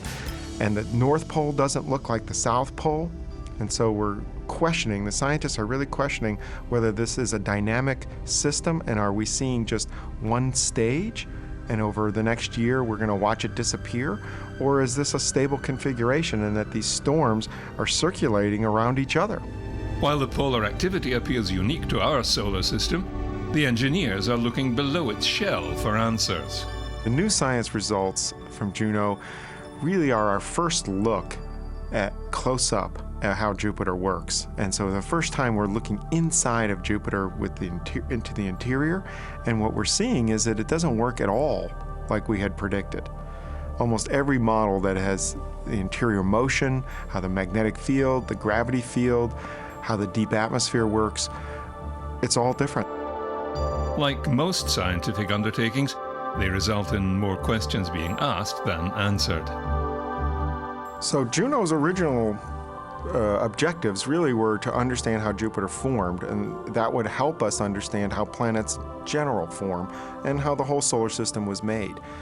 What we're finding is that actually we didn't understand giant planet dynamics very well, the whole atmosphere or interior structure. What we've seen so far is exciting, no question about that. But it's like a puzzle. And we're putting the pieces of the puzzle together, and it's exciting, but we don't have the whole picture yet. And one of those puzzles is the so-called Great Red Spot. And while its presence in a turbulent gaseous planet is not unusual, the scale is. The red spot covers an area twice as large as Earth. and we're going to go right over the Great Red Spot. And that's really going to be the first time that we get a close look at that and to see what it's like underneath the top surface layer. I mean, how deep are the roots to that? That's a 300-year-old storm. A lot of scientists believe that the roots must be very deep. Well, when we go over with our microwave radiometer, we're going to see, is it the same as the zones and belts, or is it very different? And nobody really knows.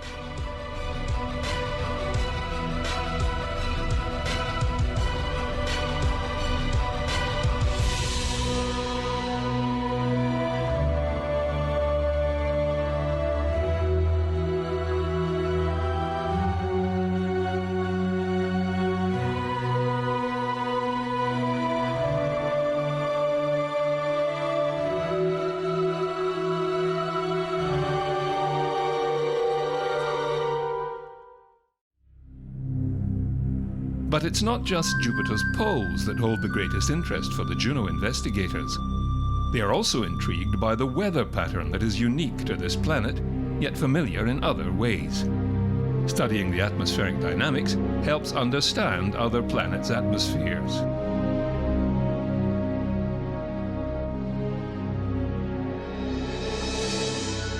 So when we look at Jupiter, we see a lot of structure that looks very similar to the Earth. We can see storms, we see cyclones, we see anticyclones, and these sort of storms and weather systems that we see on Earth are very similar, and they're happening on Jupiter. Fluid mechanics is hopefully the same everywhere in the universe, but Jupiter and Earth are very different. Jupiter is much bigger, it rotates a lot faster, they're made of different material, and Jupiter's much further away from the sun than the Earth is. The quasi-biennial oscillation, or the QBO, on Earth is an equatorial phenomenon in the stratosphere where the winds are changing direction approximately every 2 years. Depending on which phase the QBO is in, eastward or westward, the temperature signal corresponds to that. So it's warmer in the eastward phase and cooler in the westward phase.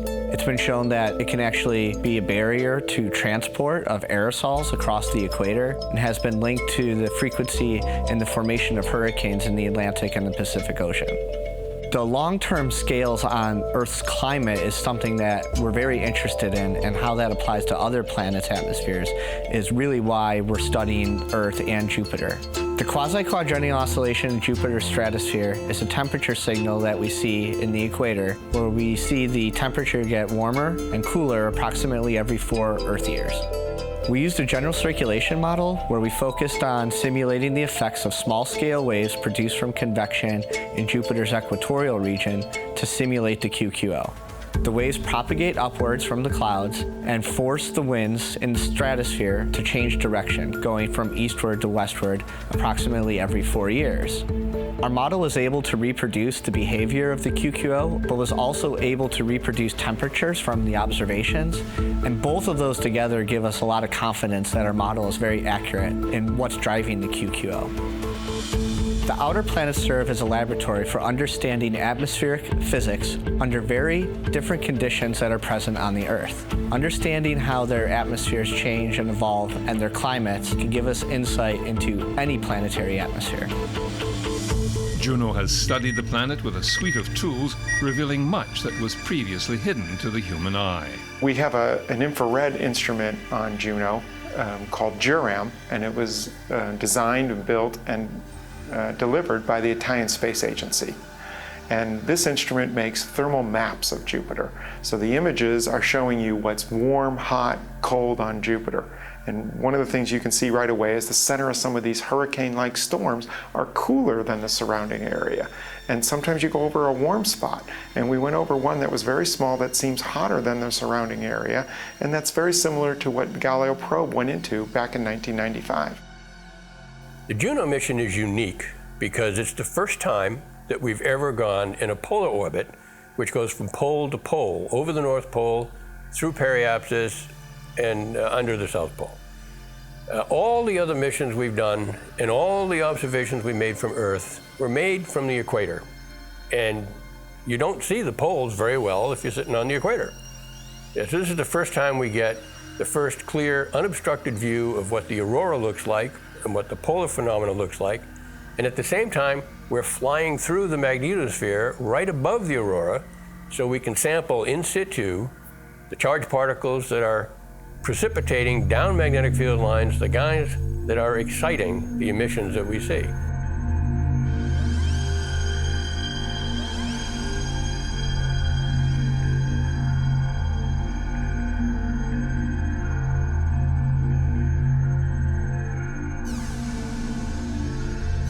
Juno, like its sister Cassini, has a use-by date when the craft runs out of maneuvering fuel. This may occur during its 12th orbit at the end of its prime mission. However, NASA may choose to extend the mission if there are sufficient reserves. In that case, the deorbit would occur later, on the 34th orbit, as part of the planetary protection policy of NASA.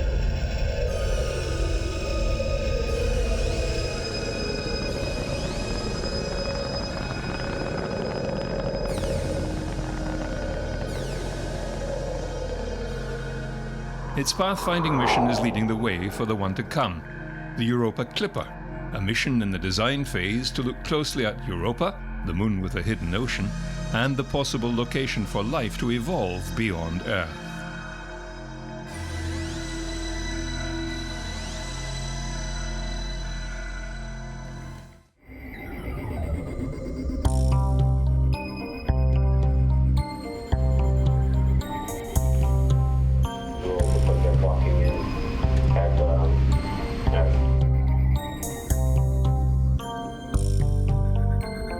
The blue haze of Pluto's atmosphere, possibly a hydrocarbon smog, seen from 200,000 kilometers away by NASA's departing New Horizons spacecraft.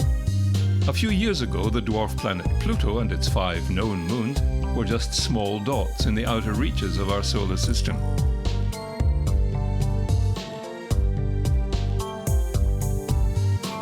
One of the important things you should understand about Pluto is the real scale of it compared to the rest of the solar system. So we've come to the beach to really convey that scale and distance. So if I draw the sun as a 30-centimeter circle, then we have to walk about 35 steps this way in order to draw the Earth in the same type of scale. So we're walking the equivalent of 150 million kilometers, which we call 1 astronomical unit. Normally, Pluto orbits at about 40 astronomical units from the Sun, but it's actually quite an elliptical orbit, so it changes between about 30 and 50 astronomical units. But back to the Earth. So the Sun is over there at 30 centimeters, which means that the Earth should be about here, about 3 millimeters, something like this. If we were to draw Pluto in the same scale, it should be 0.3 millimeters, and it should be 1 kilometer down the beach. So I'm going to draw it. Now obviously I can't draw something that's 0.3 millimeters, so I have to draw Pluto a bit bigger. If this is Pluto, then its largest moon is Charon, which is about half its size. But Pluto has 4 other moons, Styx, Nix, Kerberos and Hydra. So there's a lot going on around the Pluto system. It's not just a cold, dead, icy rock.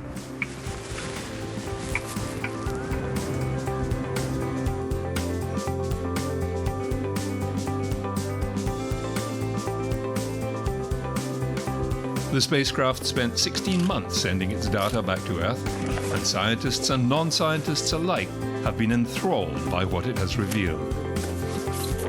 If you go in closer to the surface, you can see this type of really diverse terrain. So you have a very bright region. These are flat plains. Not entirely sure how they formed yet, but there's a couple of leading theories.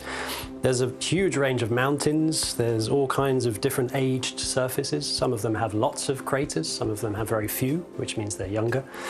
If you look in a lot of detail at some of the mountainous regions, you can see that actually they're a few kilometers high, but they're made of water ice. I mean, on Pluto, it's so cold that water ice is the hardest thing. It's more like rock. And so the stuff that forms the softer material is actually nitrogen ice. Water ice on Earth is close to 0 degrees, but on Pluto, it's minus 230 degrees Celsius. And there's a glacier of nitrogen ice, called Sputnik Planitia, thought to be under 1 million years old. This is young by planetary standards, and no one knows yet how it formed or is renewed. One of the really fascinating things is some of the surface coloration you can see in these images actually shows that there are these compounds called tholins, which are a combination of elements, but they're related to prebiotic molecules, so they're kind of relevant to prebiotic chemistry.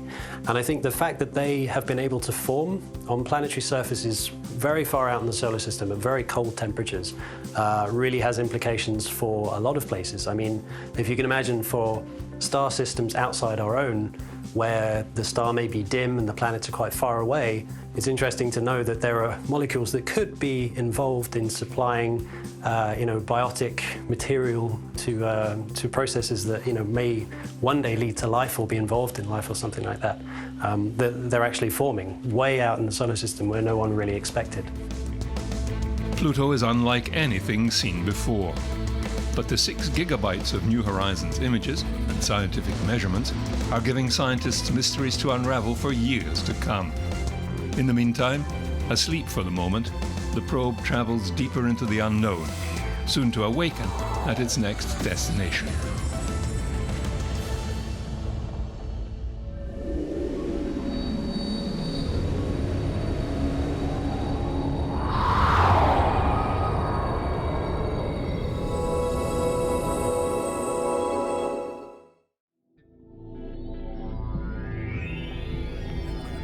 The Soviet-era Luna 3 was the first spacecraft to use gravity to change course to photograph the dark side of the Moon.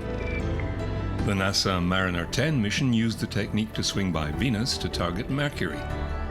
The gravity assist or Sling Shot maneuver has become a standard for navigating the solar system, with our probes reaching further, faster and more accurately than ever before.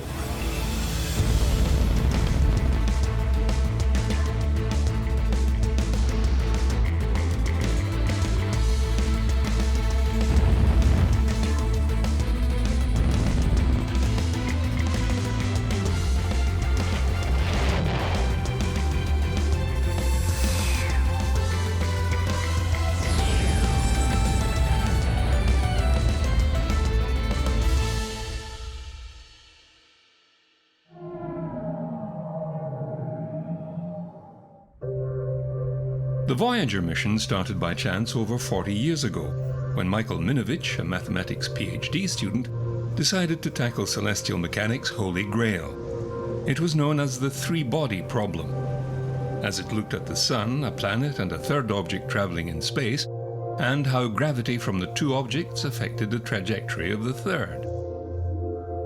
Minovich was eager to take advantage of IBM's latest computer, the 7090. This computer was a second-generation transistorized version of the IBM 709, a vacuum tube mainframe which had a processing speed of around 100 kiloflops per second, unthinkably slow by today's standards.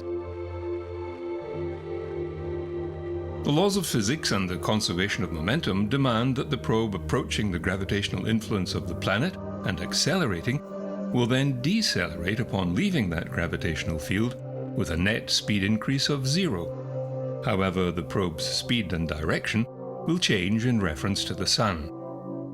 His solution has become known as gravity assist or Sling Shot.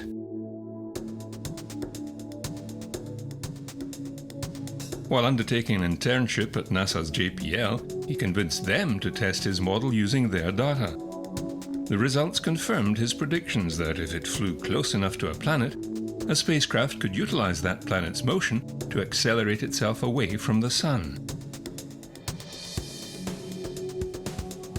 When Caltech graduate Gary Flandreau was tasked to see if gravity assist could aid deep space missions to the outer planets, he discovered there was to be an alliance of Jupiter, Saturn, Uranus and Neptune, an event that occurred only once every 176 years, an opportunity not to be missed. So it was decided to launch a mission in 1977. 2 spacecraft would be launched which would slingshot past all 4 of them, a grand tour of the solar system's outer planets in a 12-year time frame. This was to become known as the Voyager missions, and the rest is history. Ultimately, we're able to put together a picture of where we are in the galaxy and how that environment then influences our environment right here at home. In particular, the radiation environment, which has implications for all sorts of things, including human exploration of space. Today, those two spacecraft have continued on beyond the influence of our Sun into interstellar space, the farthest traveled by a man-made object.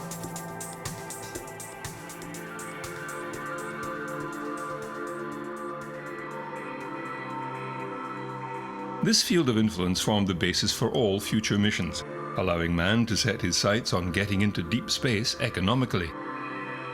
The Rosetta mission had different challenges: to catch up with and orbit a comet, 67P Churyumov-Gerasimenko. It had a large elliptical orbit around the Sun, stretching from the orbit of Jupiter to within the orbit of Mars.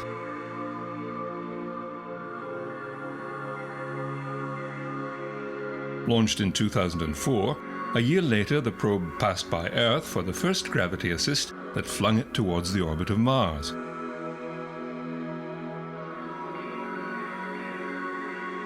Two years later, Rosetta grazed Mars, building up momentum, then swung by Earth for a second time, launching it deeper into space.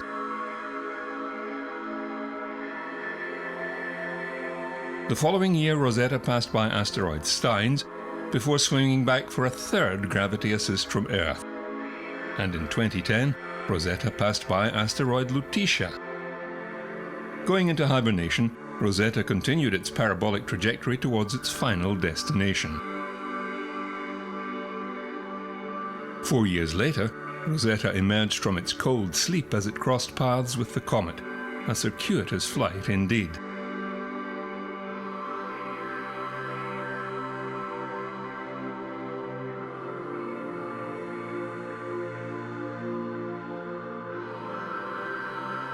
The spacecraft then embarked on a series of maneuvers that took it on two successive triangular paths. Its trajectory was fine-tuned with thruster burns until it closed in to within about 30 kilometers of the comet, where the spacecraft entered actual orbit around it. Rosetta remained with the comet, delivering it cargo, then conducting science observations as it swung about the Sun, then concluded with a gentle impact on the comet's surface in 2015. We're going to refine our ideas of what the comet is, where the comet came from, and encapsulate that within our ideas of how the solar system formed. And the complexity of the data set that we have also allows us to be more complex in our ideas and our theories. And that is the beauty of Rosetta, and we're starting to see that happening now, that we're really able to hone down our ideas of how the comet formed, how that fits in the evolution of the solar system, and that's going to continue. The Ulysses spacecraft had to leave the ecliptic plane of the solar system to study the polar regions of the Sun. Accordingly, it needed to change its orbital inclination. This required a large change in heliocentric velocity, so a gravity assist maneuver around Jupiter was chosen.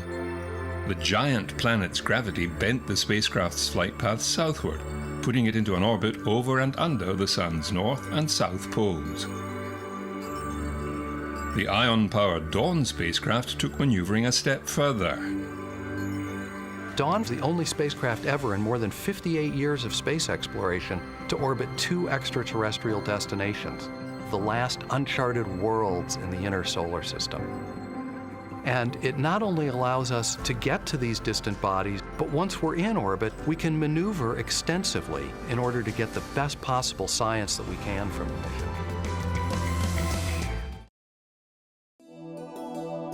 NASA's latest mission is underway.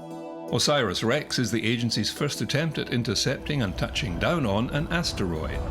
No ordinary asteroid either. Bennu is its name. Orbiting the Sun very closely to Earth's orbit, it has been deemed a possible impact threat in the coming centuries. NASA intends to take a sample of the asteroid and return it to Earth for further study, and possibly help form plans to redirect Bennu. To match the orbit, OSIRIS-REx made a very close swing by the Earth a year after launch.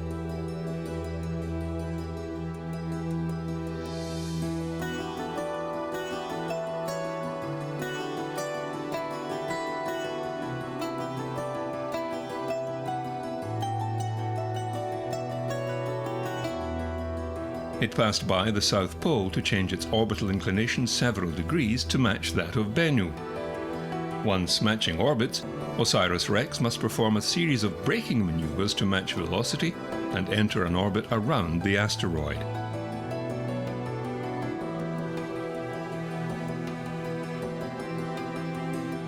After mapping and studying the body, OSIRIS-REx will drop down to the surface and collect a sample of material.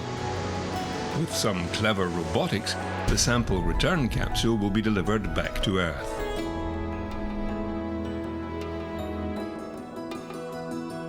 Well, the thing that is so intriguing to me about asteroids is that they really are time capsules. They actually are samples of what the solar system was like billions of years ago. Asteroids are small bodies that never got made into something big like a planet. So anything that got made into a planet got melted down, got changed. There were lots of things that went on.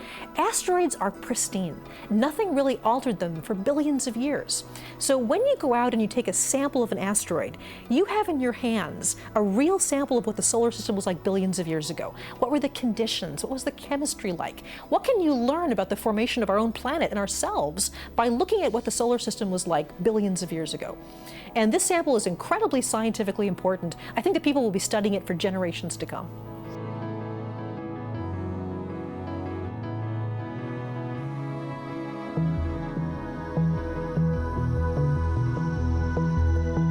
The Juno space vehicle was launched in August 2011.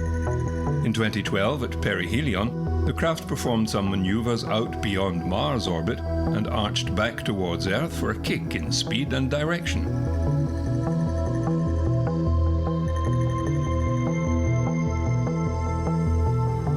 In October 2013, it flew by Earth a mere 500 kilometers from the surface.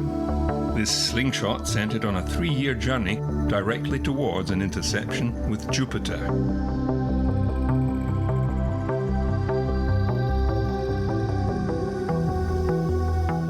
Jupiter orbit insertion is probably one of the most important things in the entire mission, and it's because that changes us from being in orbit around the Sun to being captured in orbit around Jupiter. And if you're not in orbit around Jupiter, you can't do the science we want to do.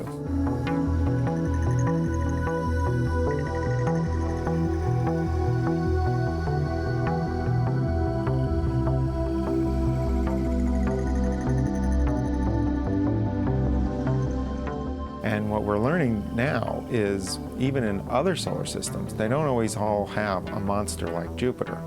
And many people think, boy, you almost need a Jupiter to have an Earth maybe. Jupiter played a big, important role. But its environment, everything about it is extreme. It's a planet on steroids, right? It is the most extreme in every way it can be. So it has the strongest magnetic field, the strongest gravity field. It has the most harsh radiation. It's spinning super fast. I mean, everything about it is this extreme environment.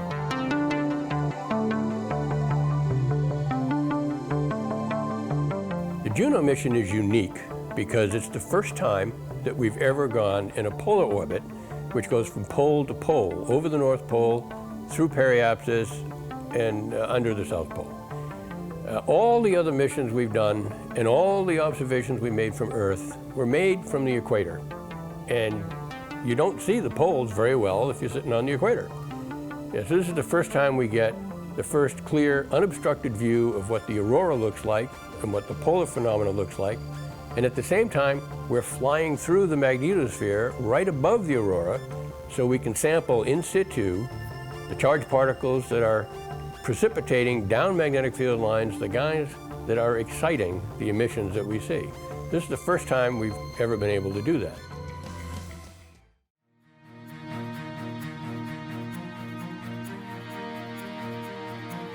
The 6.7-year, 5 billion kilometer transit journey of the Cassini probe was slightly longer than the direct Hohmann transfer.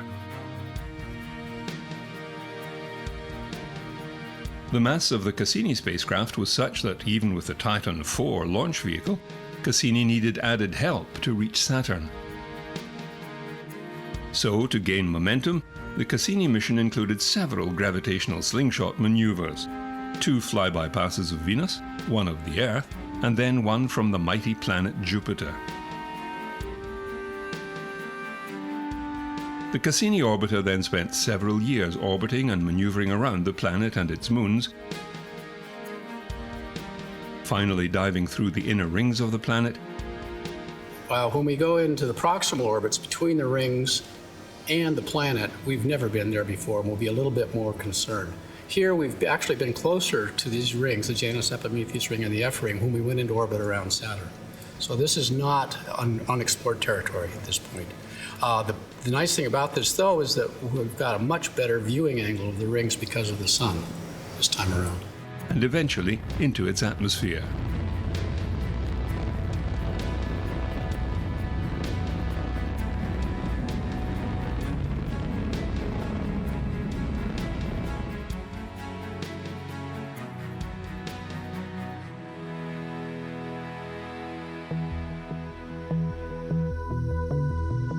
The New Horizons spacecraft had further to go than Cassini, but being far less massive a probe, it was able to be launched directly towards Jupiter. The spacecraft was launched in 2006 and made its way to Jupiter. Its closest approach happened only a year after its departure, at a distance of 2.3 million kilometers.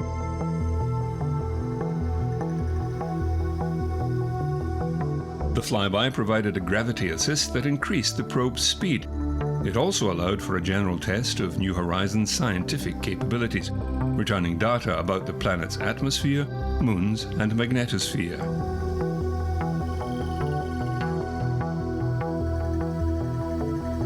Most of the post-Jupiter voyage was spent in hibernation mode to preserve onboard systems. In 2014, New Horizons was brought back online for the Pluto encounter. It flew 12,500 kilometers above the surface of Pluto, making it the first spacecraft to explore the dwarf planet, and then on into the Kuiper Belt towards its next target, a Kuiper Belt object most likely composed of frozen volatiles or ice, such as methane, ammonia, and water.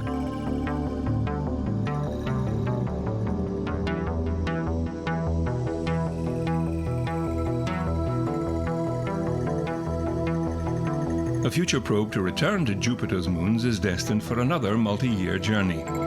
JUICE, to be launched in 2022, will embark upon a 7-year odyssey, taking the spacecraft via an Earth swing-by, then to Venus, back to Earth with a Sling Shot to Mars, then back to Earth for a final kick, direct to Jupiter.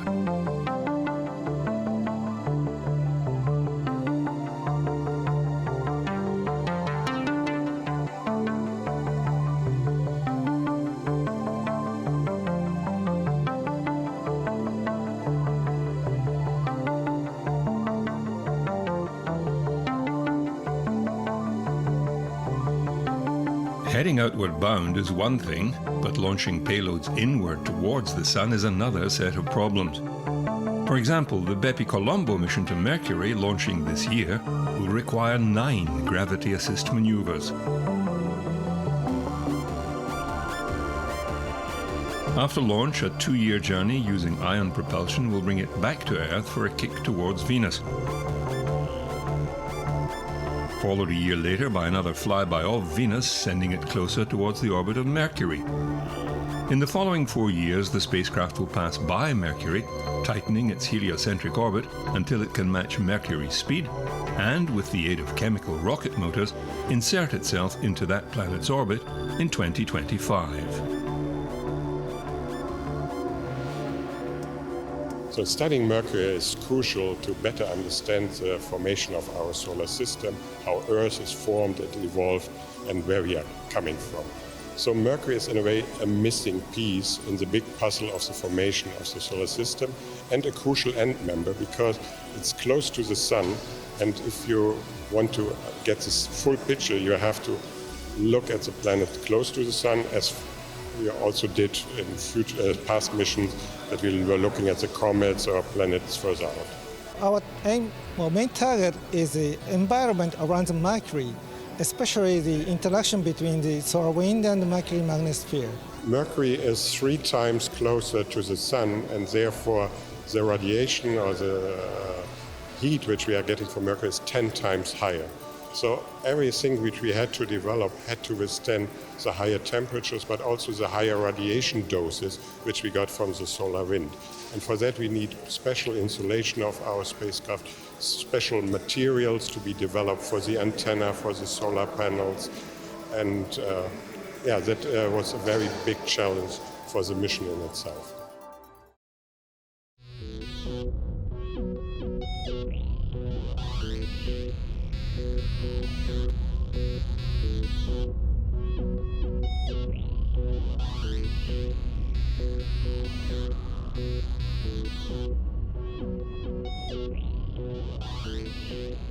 There are 2 more missions in the next year or 2 that will travel further inward than Mercury: ESA's Solar Orbiter and NASA's Parker Solar Probe.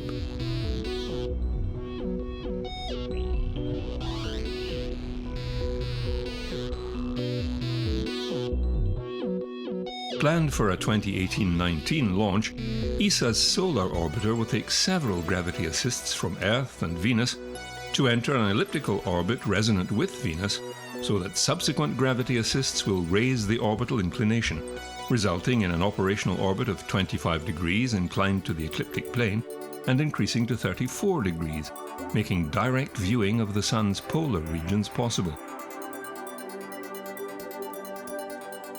During the nominal 7-year mission, the main scientific activity will take place during the near-Sun encounter and high-latitude parts of each orbit, with different science goals planned for each orbit.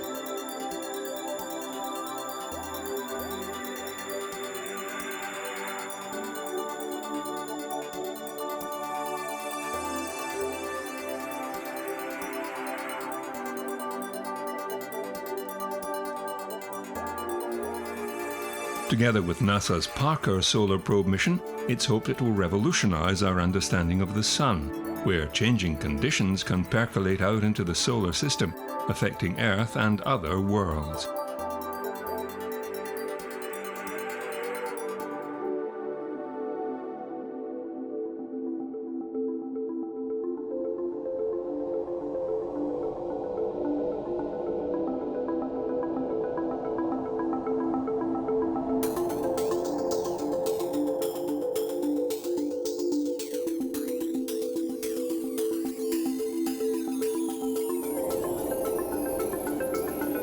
Launch window is late 2018.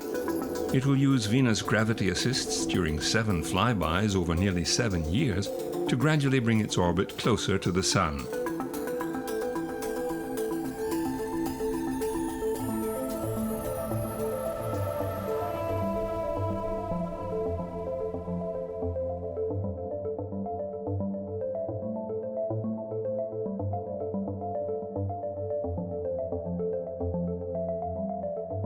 At closest approach, the Parker Solar Probe will travel around the Sun at approximately 700,000 kilometers an hour.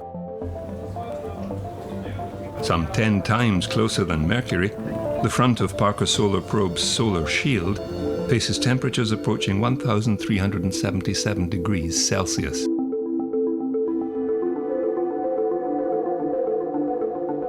It will travel through the Sun's atmosphere, closer to the surface than any spacecraft before it, facing brutal heat and radiation conditions, and ultimately providing humanity with the closest ever observations of a star.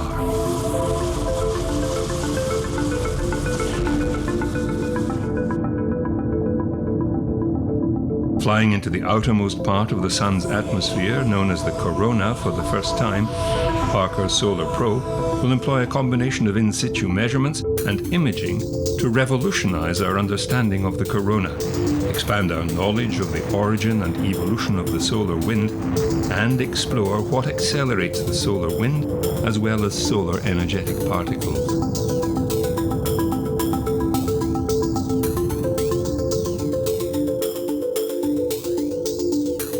It will also make critical contributions to our ability to forecast changes in our space environment that affect life and technology on Earth.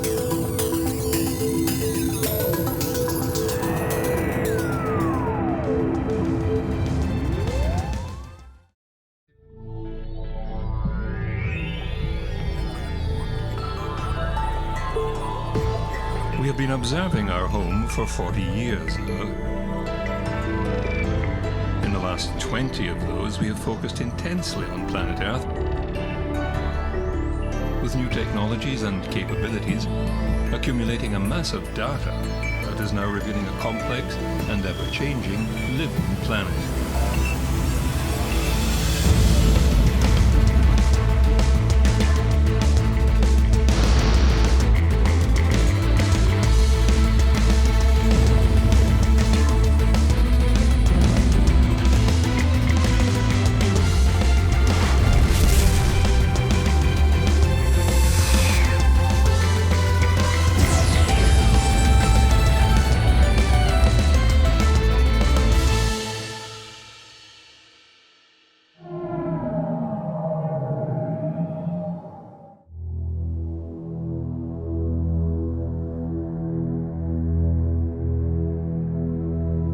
They've been watching us from space for the last 2 decades in high-resolution detail, watching our every move.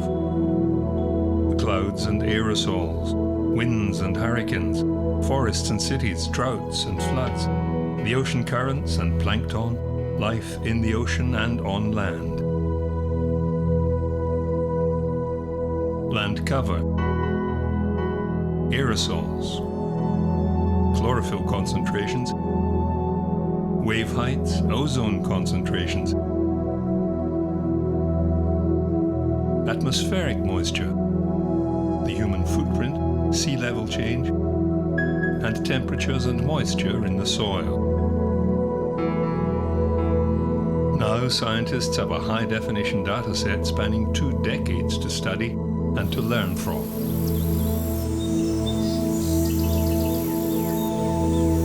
Well, NASA has a fleet of satellites that are always measuring Earth. They're looking at land, oceans, atmospheres, ice all together. The particular visualization represents the measurement of all life on Earth over 20 years. I personally find it mesmerizing. You're watching the Earth breathe here. The seasons are changing, ice is coming in and retreating. You can see the forests on land in green, expanding and contracting. You can see the deserts moving to the ocean. You can see biological deserts in the centers of the ocean, represented by blues and purples. And then as you look farther north in the Atlantic or towards Antarctica, you can see these greens and yellows. Explosion of life in the ocean, just like on land in the spring and summer. Incredible. What we see for the first time is how the oceans and the land behave at the same time through time for 20 years. We've never had data like these before. Half of our photosynthesis occurs in the oceans and the other half on land. And having these data to show both at the same time, day after day, month after month, year after year for 20 years, is a great tool to study life on Earth. NASA has observed many aspects of the coupled land-ocean atmosphere system and how they interact.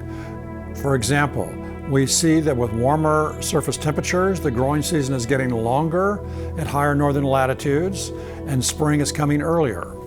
With satellite data, we're able to map this continuously across the Earth's surface and across the United States and across Alaska. Before that time, you had to rely where you had weather stations, and so you had points here, points there, but you never had continuous data like these. So using these data, we can look over very large areas and see regional effects, and sometimes these effects are positive in that nothing bad has happened. So it's only with these data we're able to do this over all these areas at the same time. And this is made possible by the use of Earth viewing satellites, which orbit the Earth day after day, month after month, year after year.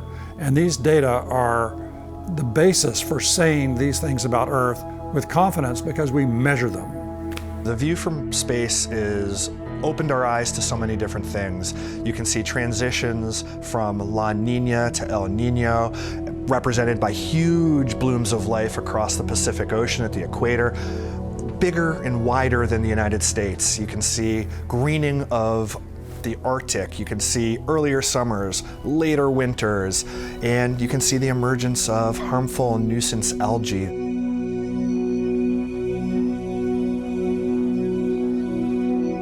Charting the carbon dioxide cycle through the atmosphere, land, and ocean is essential to understanding the environmental changes that man is driving. Higher carbon dioxide, or CO2, in the Earth's atmosphere appears as red and yellow, while lower than average CO2 is shown as blue. The pulsing of the data is due to the day-night cycle of plant photosynthesis. As CO2 is lifted away from the surface, it is rapidly spread around the world by high-altitude winds. CO2 builds up in the northern hemisphere winter when plants are dormant. By summer, photosynthesis draws massive amounts of CO2 out of the atmosphere, resulting in lower CO2 throughout the northern hemisphere. The growth and decay of vegetation in the northern lands causes the seasonal change in atmospheric CO2. Long term, however, it is human activity that is increasing overall CO2 levels.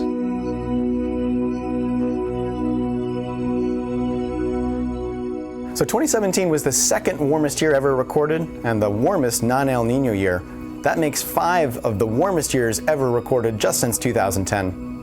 And NASA scientists have taken weather station data from over 6,000 stations, and we've connected the dots to understand how our Earth is changing.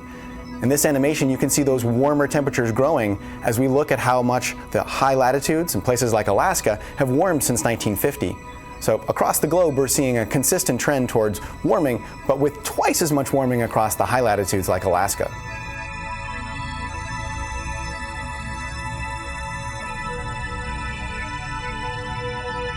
This rapid increase in overall global temperatures is clearly defined when satellite data is added to the model.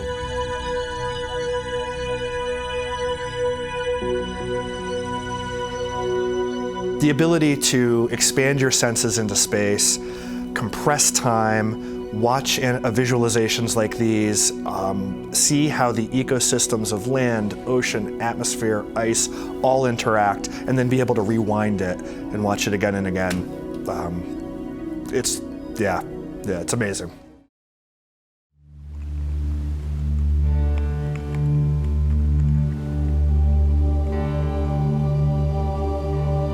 Ask any astronaut. When they look down at Earth, they see a single environment. No borders, no claims, just a single planet which we all have to rely on. With this data, scientists can check up on the health of the planet. One primary concern is the ozone layer.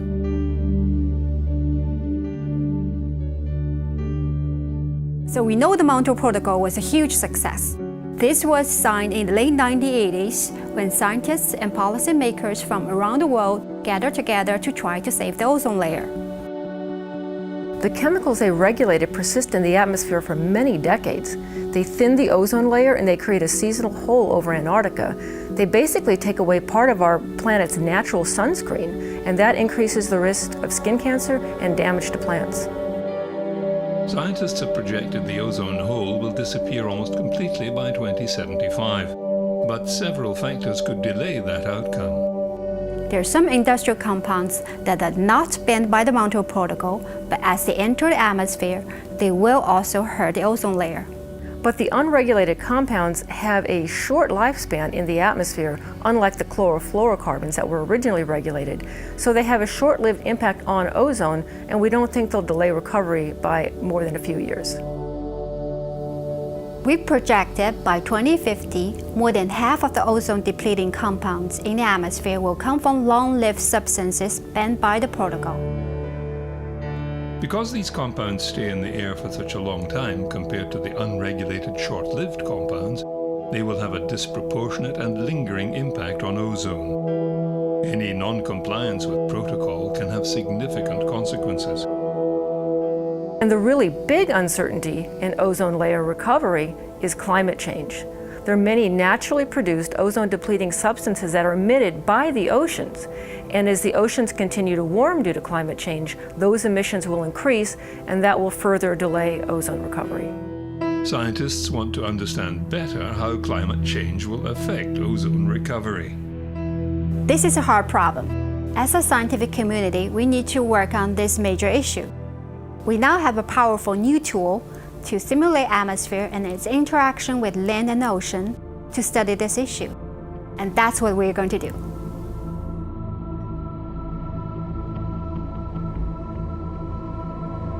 At the top of the world, however, the Arctic ice continues to shrink.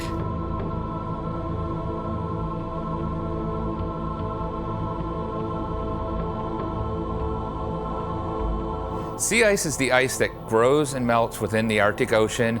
It grows in the wintertime when it gets cold and melts through the summertime. And so it doesn't raise sea level, but it's very important for the global climate system because the ice is very bright and reflective, reflects a lot of the sun's energy that comes in during the summertime and helps keep the Arctic cooler.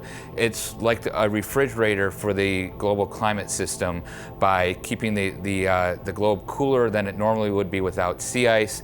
And as we lose the ice, it's like we're opening the refrigerator door and not cooling things as efficiently as we used to. Constant observation since the 70s lets us see a trend. The Arctic sea ice has been changing quite rapidly. We've seen a decline over 35 plus years of a record. The last 15 years particularly, it's been accelerating. So really, it's become a matter of when, not if, we lose the Arctic sea ice because we have a lot of warmth in the Arctic. It's going to continue to warm. We're going to continue to melt sea ice. There's uncertainty as to exactly when that will happen, but sometime in the not too distant future, faster than we used to think, the Arctic Ocean will be substantially ice-free by the end of summer. Arctic sea ice is not the only place we're seeing big changes. We're also seeing big changes in Greenland, which is the big mass of ice on top of the continent, and we're seeing more and more melt. We're seeing ice calving off as icebergs, so we're seeing big masses of ice loss over the last several years. That means that ice is going into the ocean, that's raising sea level, so that's going to have big impacts down the road as we continue to lose more and more ice from Greenland. Ancient air bubbles trapped in ice enable us to step back in time and see what Earth's atmosphere and climate were like in the distant past. Today we stand on the threshold of a new geologic era which some term the Anthropocene, where the climate is very different to the one our ancestors knew. We can see that a warmer world means that there's an impact for warming temperatures in the Arctic, melting sea ice. That sea ice leads to larger sea level rise. So NASA scientists are on the ground in airplanes and using our satellite data to understand how what starts in the Arctic doesn't actually stay in the Arctic. The hope is that all this data collection will mean that real-world problems can be reassessed and new angles explored. A case in point, dolphin and whale stranding. Could this accumulated satellite data help address the problem? Cape Cod in the US state of Massachusetts is home to one of the most frequent marine mammal stranding sites in the world. If we can get there quickly and provide supportive care, they have a much better prognosis in terms of survival. Scientists know very little about why these mammals strand, and only a quick and efficient response in these events will save lives. Katie Moore works on the front line and has fine-tuned rescue efforts. If we can develop an algorithm that pieces together the different variables that may be causing mass strandings or driving mass strandings, then we have the ability to then prevent them. We can have teams that are out on the shore looking for animals in those hot spots, knowing that all those variables have come together and this is the likely point in time where we're likely to see it. But we can also have teams ready to respond so that if they do strand, we're there that much faster and more animals will survive the event. Marine biologists from the US Bureau of Ocean Energy Management were also looking at this problem. For the large proportion of these strandings, the animals are across the ages, in pretty good health, and there's no really immediate evidence as to why they actually strand. One possibility is geomagnetic perception, the ability to navigate using Earth's magnetic field, which is believed to be used by marine mammals. Could changes in the magnetic field confuse the animal? Geomagnetic pulses or storms can be caused by space weather. Geomagnetic perception is one of the theories. And I thought, well, if a magnetometer can pick it up, maybe the animals actually can pick it up. Dr. Reeb consulted with NASA at the Goddard Space Flight Center. The coolest thing was that we realized that nobody had really taken a cold, hard data science analysis look at the problems. What we were trying to look at here was if there was a potential driver or relationship or correlation between the occurrence of mass strandings and any solar activity. The data that we have correlated or analyzed so far is information about the local geomagnetic conditions. We have long data records from geophysical observatories of the local geomagnetic field variations and marine mammal stranding. Their analysis was inconclusive. They needed more data from other environmental conditions. Easy fixed correlation between a geomagnetic pulse and a stranding doesn't seem to be very evident, but what it does show is that there are multiple variables involved in this equation, and that the geomagnetic storms could just be one very small part of it. Significant still, but it looks like there are multiple oceanographic and environmental elements. With more data in hand, it was time to expand the team. They recruited statisticians and the expertise of NASA Earth Science data analyst and oceanographer Erdem Karakollu. A data set, no matter its shape or content, always has a story to tell. Trying to figure out how different data are connected, I think, require a wide diversity of skills and background knowledge. For example, I'll be explaining how a mass stranding occurs and how we respond to try and understand why I'm presenting the data in a certain way. And my colleagues from NASA will look at me and ask questions that I wouldn't think to ask because I take for granted my understanding, and they're coming at it from a totally new angle with no background. These data sets may reveal a pattern, allowing scientists to predict the likelihood and location of mass stranding before it happens. We've really just sort of slowly peeled the first layer of this onion back. And I think that there's so many more layers that still need to be addressed and looked at. And I hope that we can actually find additional collaborators, additional funding partners to really bring all the data that's really available to really give this the study and the scrutiny that it deserves. And we are also going to make all these data sets available to the entire scientific community so that we can utilize the entire scientific community to take an attack and approach this problem. I think that there will be other things to take and run with, get new ideas, maybe add more data. And I'm hoping also that it will be a model for how projects can then be open to the wider public.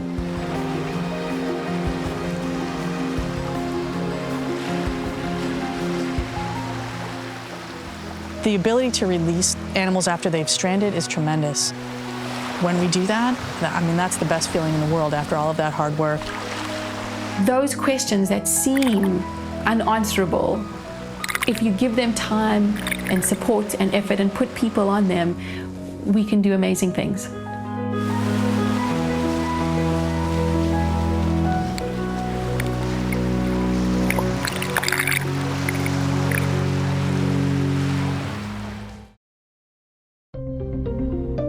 Data from satellites reveals the interconnection between air, sea, and land. This is a visualization of three aerosols: dust, smoke, and sea salt.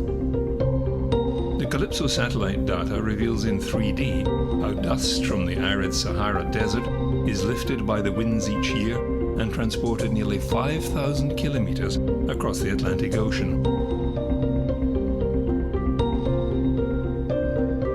Some of it settles in the Amazon basin, the largest rainforest on the planet. Sahara dust contains phosphorus, an important nutrient for plants. Calypso shows that on average, 182 million tons of dust leaves Africa each year. When the Sahel was dry, the dust transport to the Amazon in the next year would increase. When it was wet, dust transport would decrease. We can now track global precipitation, wind currents, cloud cover, and ocean temperature. Satellites have detected a shift in phytoplankton populations across the planet's 5 great ocean basins, showing the expansion of biological deserts where little life thrives. Diatoms are one of the most abundant types of marine phytoplankton, but a new 15-year-long NASA study reveals global populations have declined. Diatoms, like all phytoplankton, have chlorophyll, the same photosynthesizing pigment as plants. They occupy the surface of the ocean, where they harvest light from the sun. In large numbers, diatoms form colorful swirling blooms that can be seen from space. According to the study, significant decreases in populations, shown here in red, are mainly in the northern hemisphere.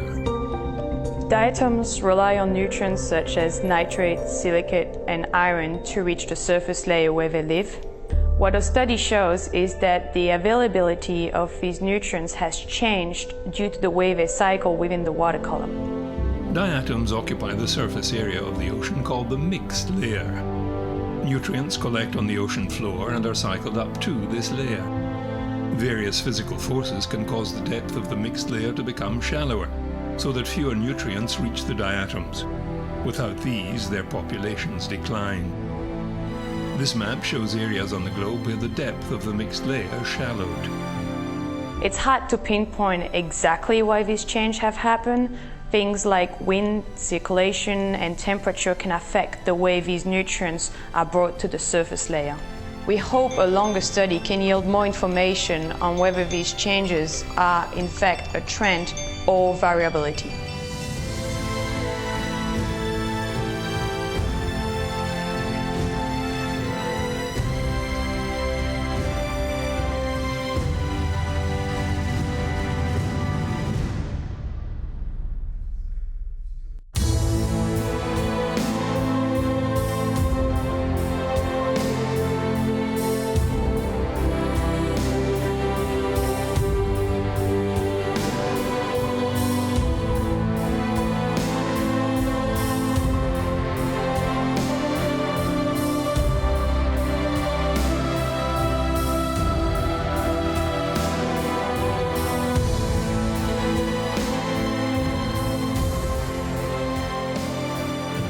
Next-generation satellites are reaching orbit now to continue this important work. They will collect data, maintain observation continuity, and allow scientists to track the changes in our environment. They can then model dynamic simulations to better understand this unique planet and the myriad of life forms that rely on it.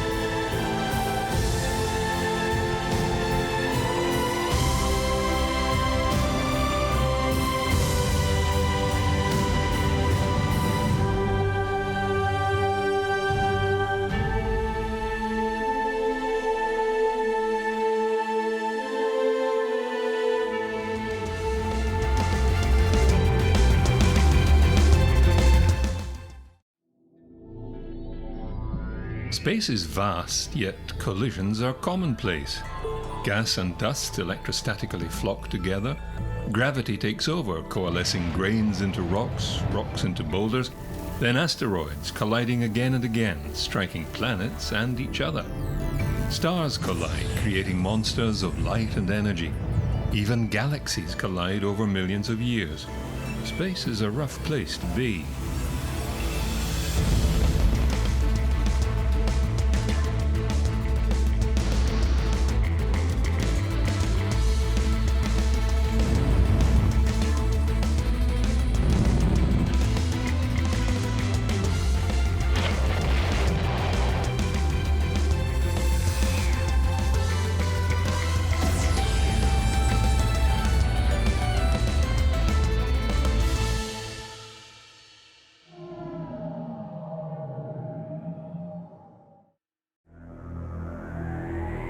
That peaceful night sky cloaks a hidden danger.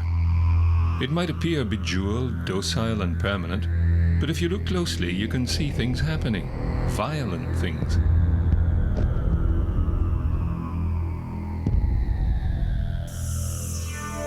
Stars engulfing planets and each other, protoplanets colliding, explosions rippling through gas clouds, triggering the birth of young stars, black holes devouring everything in their path. Closer to home, a more immediate danger is the debris from the creation of our solar system, spinning about in a heliocentric orbit just waiting to bang into something like Earth.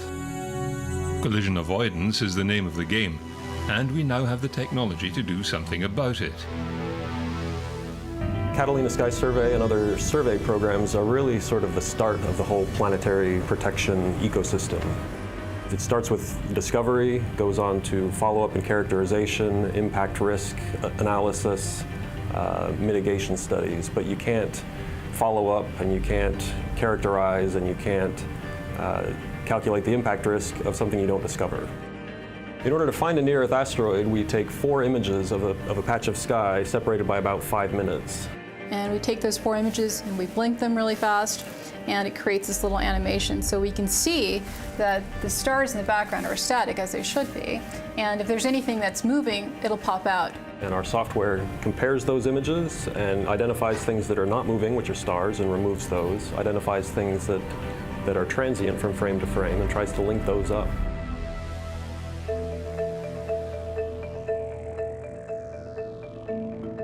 We've probably seen about 1 million asteroids in the last 7 years that the PanSARS has been operating. It's like picking a needle out of a haystack. We're looking for distinctive motion, and when we see distinctive motion in asteroids, we report them to the Minor Planet Center. The Minor Planet Center is the sort of world clearinghouse for near-Earth asteroids. The Center for NEO Studies takes the observations from the Minor Planet Center and computes the high-precision orbits that we use to make predictions. CNEOS is also kind of an early warning system for newly discovered asteroids. We take the early data and we compute whether or not that asteroid could hit the Earth. If there's a chance, we'll send out an early warning, an alert for follow-up observations so that we can get more data, and then we would know perhaps whether it can hit the Earth or not. Asteroid impacts are a fact of life. The Earth has been impacted by asteroids continually through its history. We saw in 2013 in Russia, a fairly small, by the standards of what we're finding, asteroid did hit the Earth. I feel a little bit like a guardian of the planet and doing my bit to try to protect people. It is a long-term process. It's going to take many, many years to find all of the dangerous asteroids. The goal is to find near-Earth asteroids before they find us.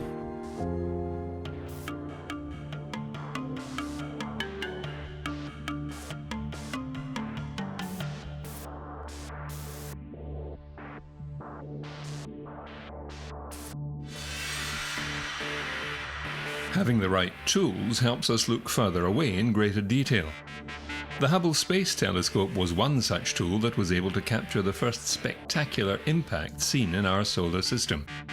The Shoemaker-Levy 9 cometary fragments which struck Jupiter, leaving a surprising impression. Even more remarkable was the recent arrival of an interstellar object. It was a special day when this object was first discovered. We have been waiting for the discovery of an interstellar object for decades, basically. Well, when I first heard about this interstellar object, it was very exciting just from a scientific point of view that finally there's been an actual observation of such an object. This object is simply a piece of another solar system that was expelled, and it has been traveling through interstellar space for hundreds of millions of years, billions of years, we don't know. A number of our survey projects and other observatories immediately turned their telescopes to take observations of this object. From the observations we have so far, it looks like it's a very elongated object, maybe about a quarter mile in length. We think this object, 2017 U1, is very long, perhaps 400 meters or so long, and very narrow, skinny, perhaps maybe 40 meters or so in the other dimensions. That's a very unusual shape. We don't see that in our solar system. None of the asteroids in our solar system look like that. So it's very puzzling how it could have obtained this shape. We also see that it's very reddish in color, which indicates that it's been possibly in space a long time and irradiated by not only the light from our sun, but other suns as well. There's still quite a bit to learn about this interstellar object and limited time because it's on its way out of the solar system. It's fading very fast. It's a relatively small object, so it's very dim. But we are continuing to try to use NASA assets like the Hubble Space Telescope and Spitzer to take observations to determine more about its size and composition. NASA's Planetary Defense Coordination Office has a near-Earth object observations program which funds efforts that survey the skies to look for near-Earth asteroids and to calculate their orbits and their trajectories and to determine if any of them might pose a hazard to Earth. And as part of doing that, some amazing discoveries can happen, and the discovery of this interstellar object was one of them. As our observational capabilities improve, Pan-STARRS has been getting better, other surveys have been getting better. There are a new generation surveys that will come online. We will be detecting more of these in the future.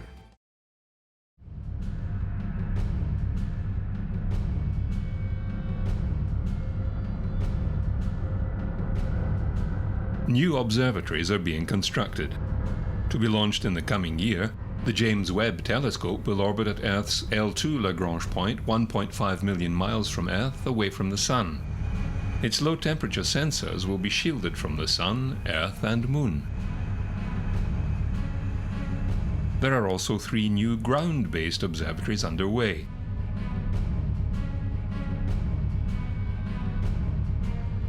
A multinational project being built in Hawaii, the 30-meter telescope, or TMT, will use 492 hexagonal elements, each about 1.44 meters, to construct the single primary mirror of 30 meters diameter.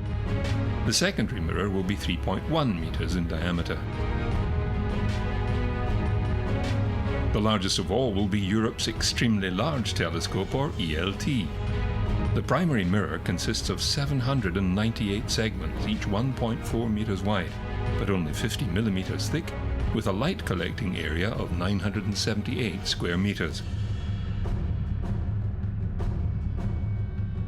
The optical design calls for an immense secondary mirror, 4 meters in diameter, bigger than the primary mirrors of any of ESO's telescopes at La Silla. Then there is the giant Magellan telescope, currently under construction in the Chilean Andes, which will be ready by 2022. It consists of 7 8.4 meter diameter mirrors, making a total effective aperture of 24.5 meters. Housed in a rotating 22-story high building, it will produce images 10 times sharper than Hubble, with a total collection area of 368 square meters. This is a project that we began in 2003. It was a small group of U.S. institutions and has now grown to an international project that includes Australia, Korea, Chile, and most recently Brazil. The next steps as we launch construction of this telescope are to build the mount, the steel mount that will hold the mirrors for the telescope, to build the enclosure, which is a 22-story building that has to rotate to allow you to move to different parts of the sky as you're looking out with the telescope. It's a new epoch in the field of astronomy. It's a new epoch for cosmology, astrophysics, and the history of the universe. And so we'll be able to see things further and fainter than anyone has ever seen before. And it just takes us to that next level of technical capability, and these technical leaps are what enable new discoveries. The first 4 giant mirrors for Magellan have been manufactured. Number 5 is underway, as is construction at the site in the Chilean Andes.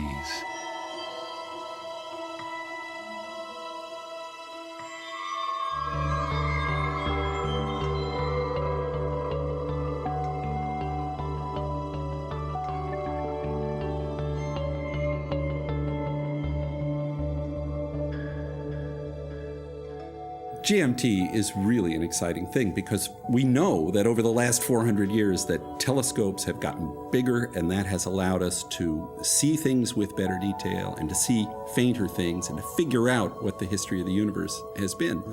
Our technology for doing this is getting better and better. We're able to build big mirrors, and we know how to do this. We know how to build GMT. We know how to build its individual mirrors and put them together. We know that when you build a telescope view, and the GMT will have a view that is 10 times sharper than the Hubble Space Telescope.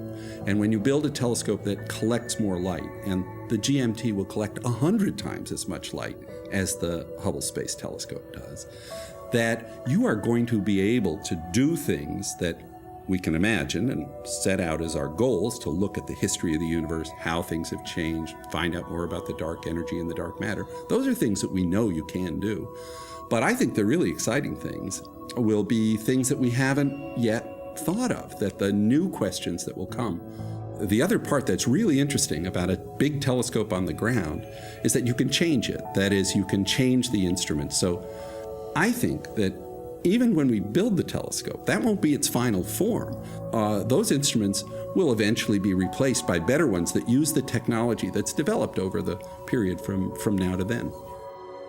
We know that the universe has changed from a very homogeneous kind of goo at the time of the Big Bang into a highly differentiated world where there are planets, stars, galaxies, clusters of galaxies. The universe has gotten kind of interesting and complicated through the action of gravity over time. We'd like to see how that works. And by looking at what happened long ago, which means looking at very distant, very faint galaxies, and looking in detail, which means having the resolution to kind of really see what's going on. No doubt revealing cosmic collisions far back in time and space.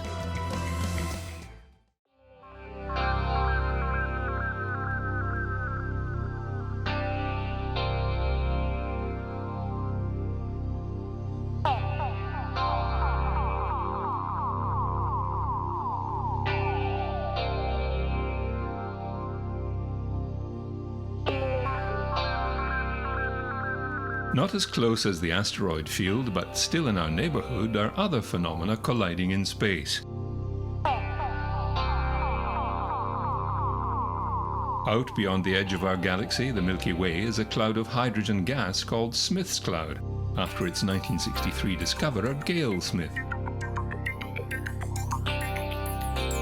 It is traveling at 312 kilometers per second and is about to collide into the Perseus arm of our galaxy. Well, in 27 million years or so.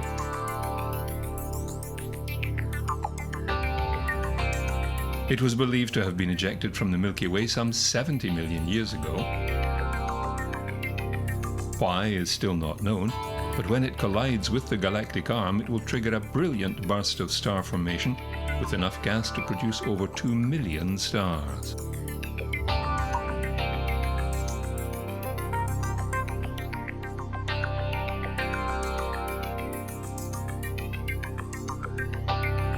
Another major event to occur soon is in the heart of our galaxy, where a supermassive black hole resides.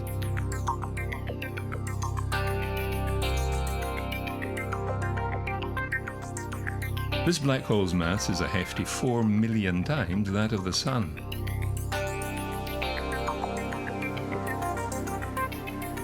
ESO telescopes have been tracking the motion of stars around the giant black hole for 20 years.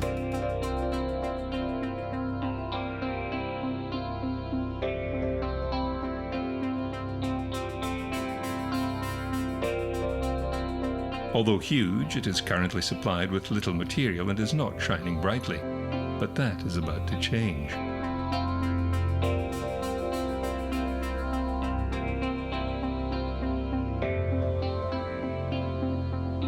Recently, they have discovered a cloud of gas traveling towards the gravity sinkhole on a collision course.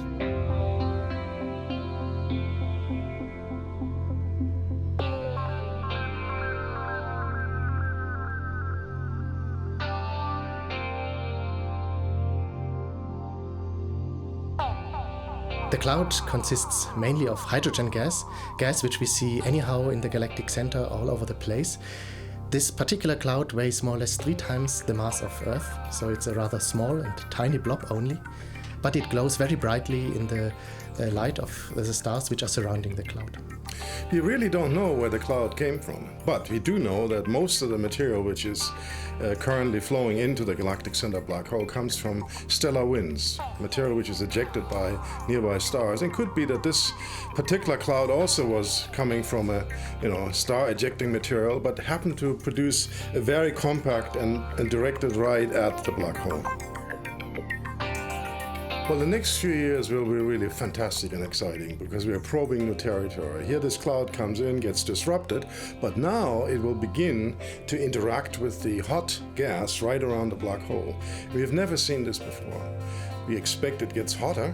It may even start emitting X-rays, very hard radiation, and then it gets disrupted, and then in the end we expect it to fall into the black hole once it's sort of going through all of this churning. As the astronomers watched, the cloud has been picking up pace as it gets closer to the giant black hole. Its speed has doubled in the last 7 years, and it is now speeding towards the black hole at more than 8 million kilometers an hour.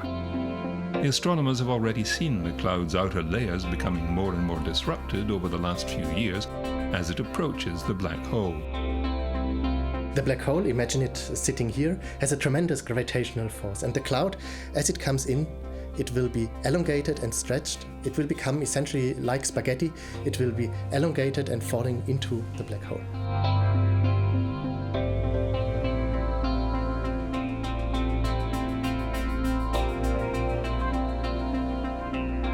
Observations of other massive black holes at the center of galaxies have revealed many varied phenomena. One galaxy's supermassive black hole is emitting a powerful outflow of material and, to the surprise of astronomers, is forming stars.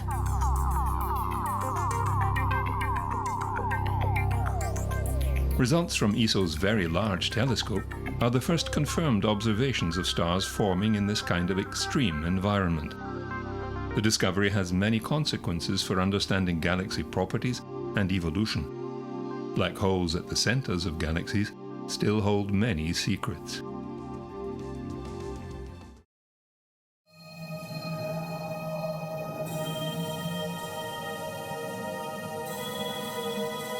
Galaxies are the building blocks of the universe. The giant galaxies we see today, even our own, were built up from many smaller galaxies, and construction isn't over.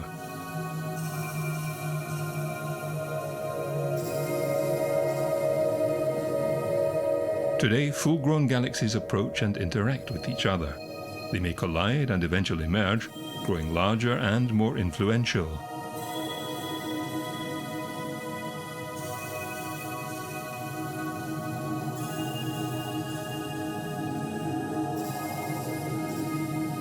As the galaxies approach each other, the tug of gravity creates tides that distort their shapes. Stars and gas stream into new orbits. Sometimes they're completely ejected, trailing into the depths of intergalactic space. Clouds of gas are compressed in the chaos and ignite with intense rounds of new star formation.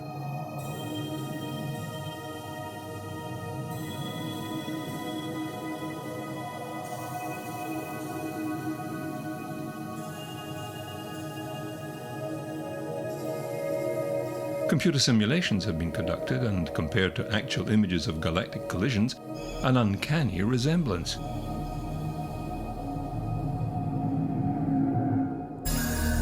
Because stars create most of the chemical elements, each galaxy has a particular chemical makeup. This makes identifying groups of stars from different galaxies easier. This infrared image of our sky shows our point of view of the Milky Way, 500 million stars. Most are in our galaxy, some belong to companion galaxies that orbit our Milky Way, and some are in between. Astronomers have discovered that some groups of stars belong to a different galaxy called the Sagittarius Dwarf Elliptical, and the Milky Way is cannibalizing it.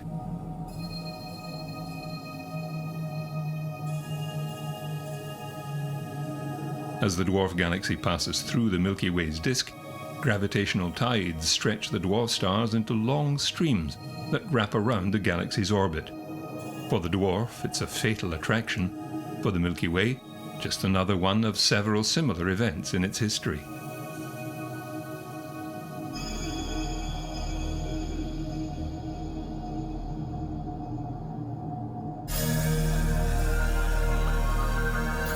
something much bigger is headed our way. M31, the Andromeda Galaxy.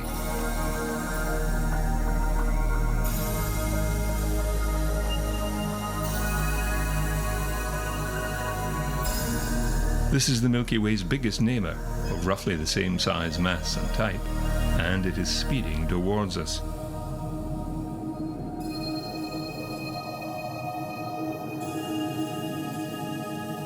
Astronomers say the crash will begin in about 2 billion years.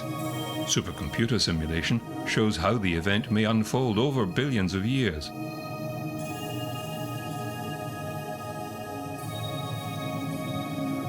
The first path distorts the 2 great spirals.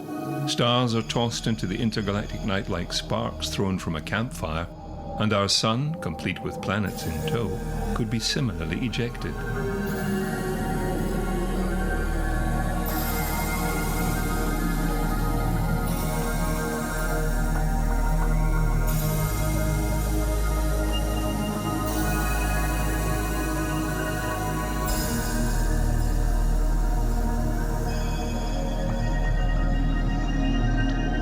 Gravity will eventually merge Andromeda and the Milky Way into a bigger single entity. With a new generation of telescopes looking skyward, we are sure to discover more dangers lurking in the heavens, though fortunately for us, they are millions or billions of years in time and distance away.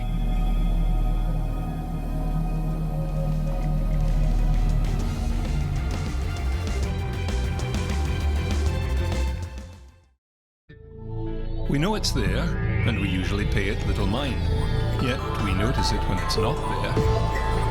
Gravity is the all-encompassing force keeping us on the ground, and the planets in their orbits. In space, we are merely cheating gravity, falling just as fast, but missing the ground, an orbit and so-called condition of microgravity. Now, this fundamental universal force is slowly giving up its secrets.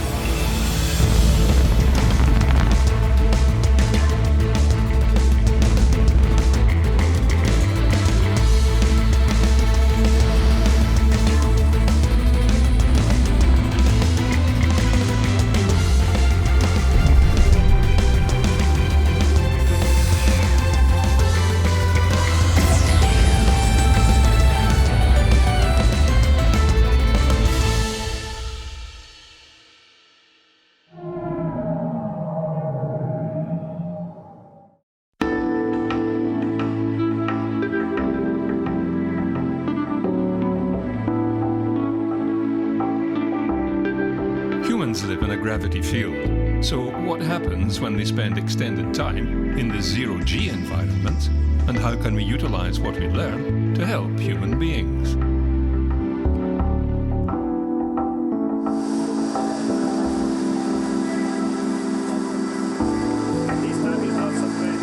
This A310 zero-G aircraft is being used by the European Space Agency for research in conditions of microgravity. To obtain zero-G, the plane must perform a series of parabolas.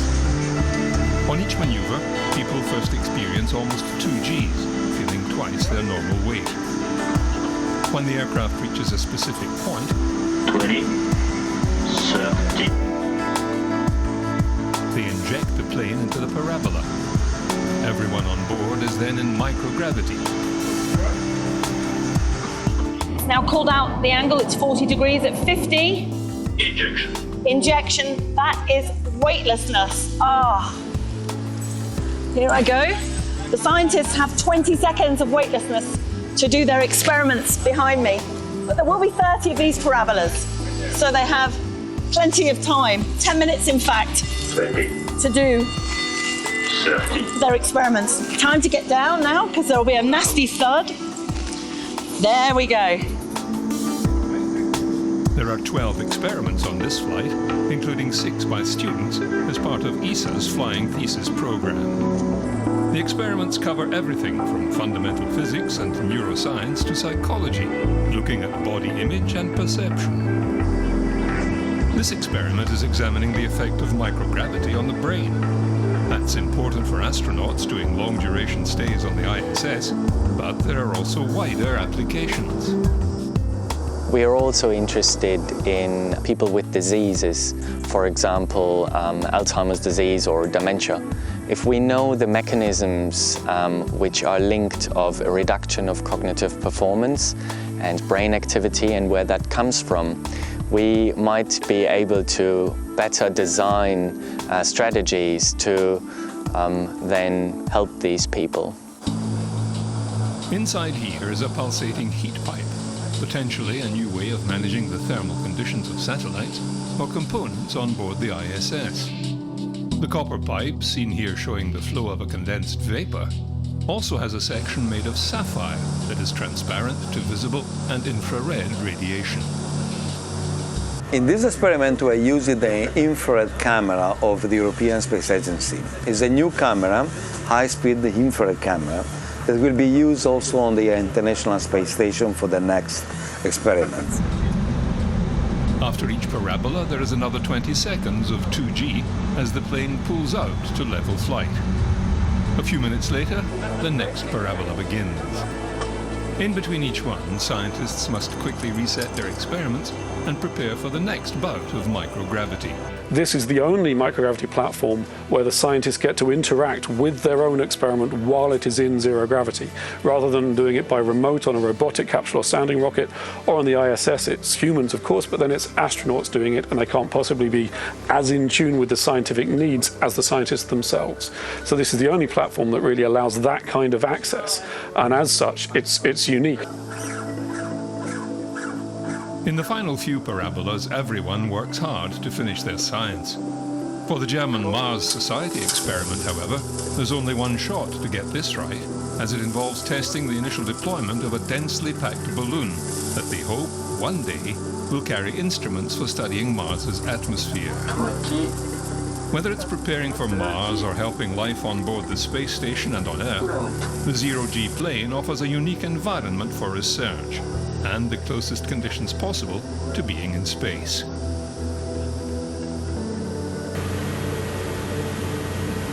Of course, the ISS is the ideal place to experiment with gravity, or the lack of it.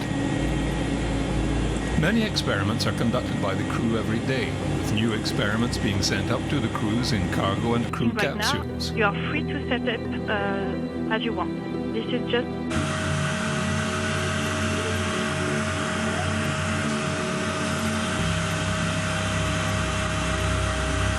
Fundamental questions are still to be explained. Most fundamental of all, what is gravity? How can such a weak force dominate the entire universe? How does it keep moons and planets in orbit? It affects everything, no matter what its mass may be. A leaf will fall as fast as a handful of nuts and bolts in vacuum, as tested on the lunar surface many years earlier by Apollo astronauts.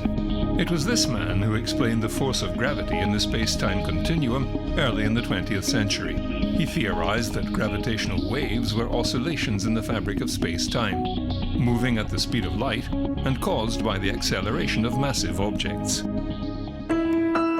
Gravitational waves were predicted by Einstein almost 100 years ago.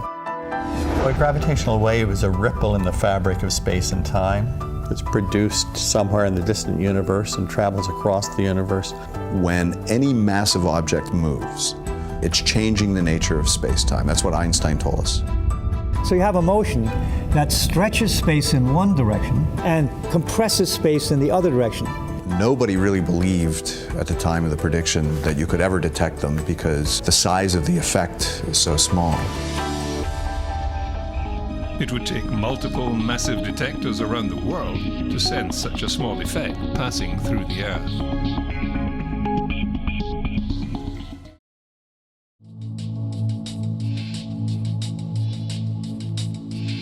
Question: how do you detect gravitational waves? Answer: with a Michelson interferometer. This is the GO600 in Germany. Laser light is split and sent along different paths in a vacuum, the longer the better, then reflected back on mirrors suspended on glass threads, completely isolated from any earthly vibrations. The laser light is then brought back together and the interference patterns of the two beams compared. The sensitivity required is astounding. We literally look for changes in the space-time distance in our instruments as the gravitational wave goes by. And the gravitational wave pushes them together and apart by 1/1000th the diameter of the nucleus of an atom. No wonder it's taken so long to pull this off. The first detection was made by LIGO, 2 detectors a continent apart. We have observed gravitational waves from 2 black holes forming a larger black hole. They're moving at the velocity of light, damn near that velocity. 30 solar masses moving that fast. I mean, they're putting out incredible amounts of energy. And when they collide with one another, they produce a bigger black hole, but they also produce gravitational waves. And in that process, about 3 solar masses just disappears and goes into gravitational waves. September 2015 confirmed Einstein's vision of the waves and allowed a fascinating and unique view into the dark side of the cosmos, creating a new science, gravitational wave astronomy. Gravitational waves carry information that you can't obtain any other way. Massive events like a supernova, 2 neutron stars colliding, even the universe creating Big Bang itself, have all produced gravitational waves. These can now be detected, adding pieces to the jigsaw picture of nature and the forces that define space-time. Barely 2 years later, another scientific milestone was reached.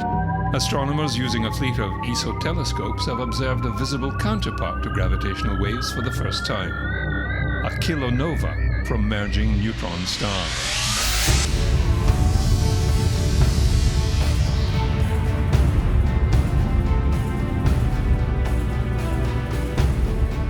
August 2017, the LIGO facilities, in collaboration with their European counterparts dubbed Virgo, together detected gravitational waves rippling through the fabric of space-time. Just 2 seconds later, 2 space telescopes from ESA and NASA detected a short gamma-ray burst coming from the same general area of the sky. This coincidence had never been seen before. Astronomers hoped this was not just a coincidence, but another indicator of this cataclysmic event, 2 neutron stars combining in an explosive merger. If scientists were right, then a visible light counterpart known as a kilonova would be expected to follow, revealing the exact location of the source of gravitational and gamma rays. The hunt was on.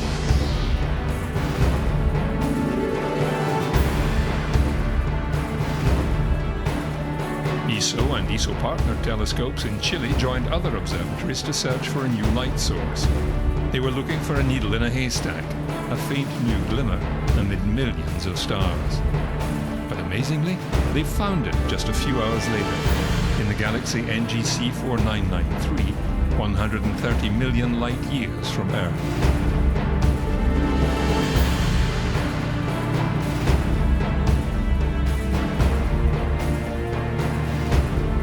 Neutron star mergers are the furnaces where most of the chemical elements heavier than iron are forged. A kilonova, an event 1,000 times brighter than a typical nova, spreads the newly formed elements, including gold, platinum, and uranium, into the surrounding space.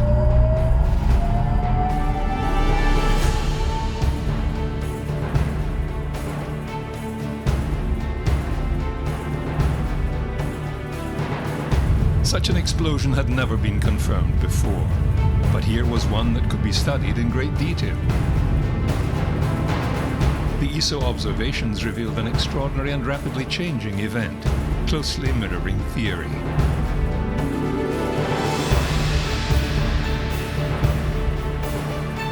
Heavy radioactive elements were shot into space at 1/5 the speed of light. In just a matter of days, the kilonova's color changed rapidly from blue to red, faster than any other observed stellar explosion.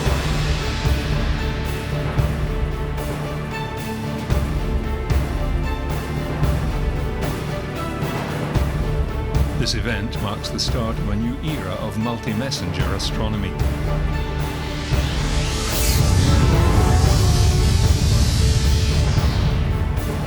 For the first time in history, We can now combine light signals with gravitational waves, providing a totally new way to probe the universe.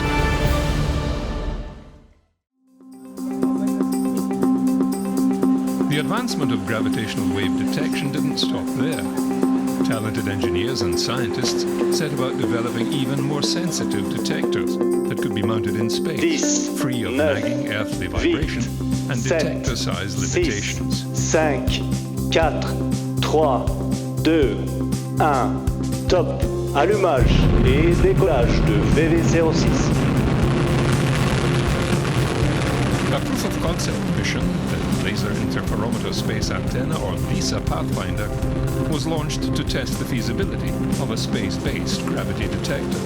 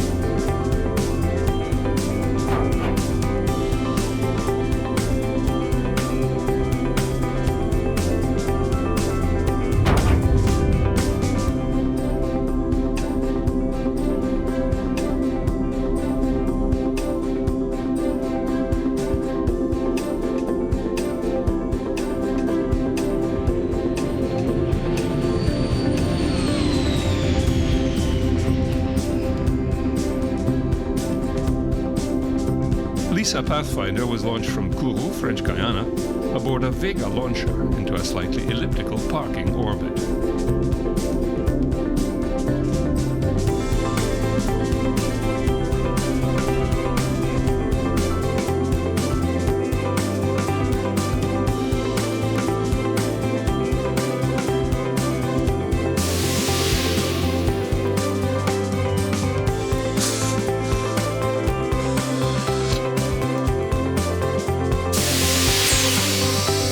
Using its own propulsion module, it progressively expanded its Earth orbit over a period of 2 weeks before the cruise phase to its operational orbit at the first Sun-Earth Lagrange point, L1, 1.5 million kilometers from Earth towards the Sun.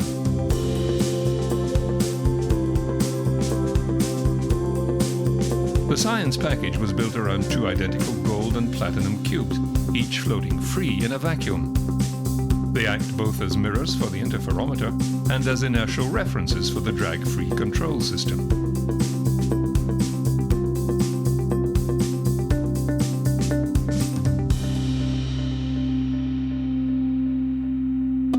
A disturbance reduction system, or DRS, was supplied by NASA and consisted of 2 clusters of colloidal micropropulsion thrusters and an electronic unit containing a computer with associated drag-free control software. So to me, the highlight of LISA Pathfinder is the very first day we turned it on, because we didn't expect the performance to be as good. We thought we would be close to what we have to do, and then we would improve it. We would think about what we have to do, we'd fix things, and it would get better. On day number 1, it met requirements. What it showed us is that this is a very complex type of instrument, but it's doable, and industry now have the experience in how to make a mission like LISA and LISA Pathfinder. These signals are very, very tiny indeed, and we've been able to show with these test masses inside the LISA Pathfinder satellite that we would be able to see gravitational waves in the frequency band where we're interested in. I think LISA Pathfinder is already demonstrated that it's possible actually to place 2 test masses in free fall in space with a residual relative acceleration at the level required for the future gravitational wave detector.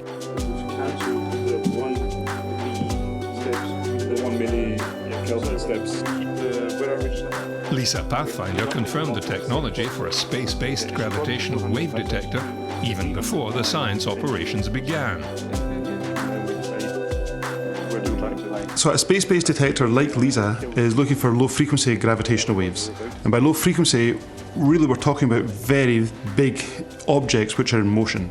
So we're looking at the centers of galaxies, the supermassive black holes at the centre of a galaxy, and when two galaxies merge, the two black holes eventually form one big entity. And it's in that merging of the two black holes is what we're picking up through LISA. Proving this type of technology in situ is a big leap forward in detectors. It has worked flawlessly, and our performance is better than we could ever have dreamt. Even on the very first day, we had met our requirements, and since then we've just made it better, and it's just wonderful to see how well this instrument is performing.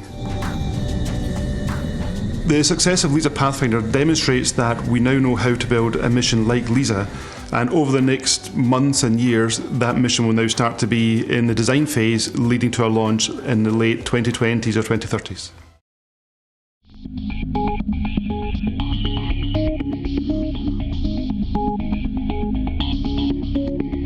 Gravity is the fundamental force of the universe.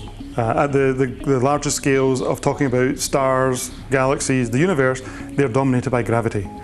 However, gravity does not get absorbed very well by matter. We're sitting here in a building, we're not floating off in space, we've got a building between us and the Earth. So gravity penetrates all matter. So for that reason, the gravity is passing through our detector, and it doesn't really dump any energy in the detector the way an electromagnetic telescope would pick up light. So we have to actually look at the ripples in space-time. We have to look at the effect of gravity over all of space. And like other waves propagating through space, gravity waves too have various wavelengths or frequencies. We need LISA because it's looking at a whole new part of the spectrum of gravitational waves. It's a whole new type of science we're doing. So with the LIGO detections, they're looking at objects that are roughly the size of the Sun, so anywhere from 1 to 100 times the mass of the Sun. And in their case, it was about 30 solar mass black holes which were orbiting each other.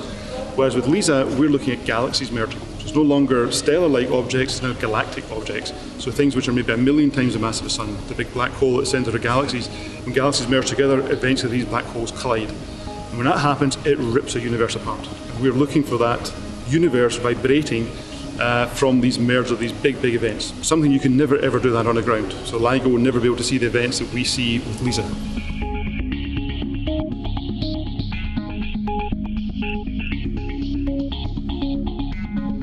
The LISA mission will consist of 3 satellites precisely positioned to each other in an Earth-trailing orbit. There they will connect to each other via laser beams, forming a single detector.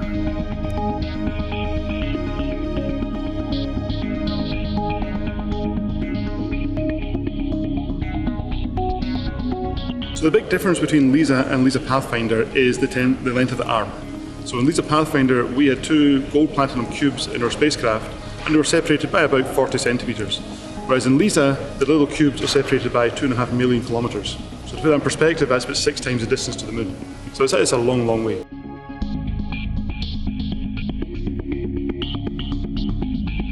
Work has begun on the LISA project. It will take over a decade to plan, design and build, then test the 3 spacecraft. When LISA launches in 2034, it will be able to detect gravitational waves from objects up to 100 times the mass of our Sun. The engineering challenges alone are daunting. So the challenges of a mission like LISA or LISA Pathfinder is the fact that it's built with, I think we had 40 different companies from 14 different countries building aspects. And unlike some of the planetary missions or some of those astronomy missions where you have a camera and a telescope, our whole satellite is one instrument. And if we go to LISA, all 3 satellites form one instrument. So everything has to come together, it has to work, and that's what happened. You know, we had a very great collaboration within Europe, and when it all came together, it worked as an instrument on day 1.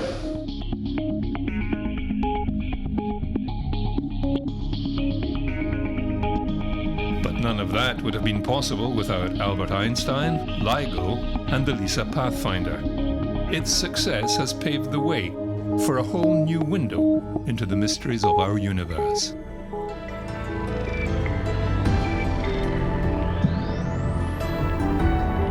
Gravitational waves allow us to see the dark side of the universe, so things which are not shining light, for example black holes. So now we can actually go out there and we can really observe these things which we could no other way to see.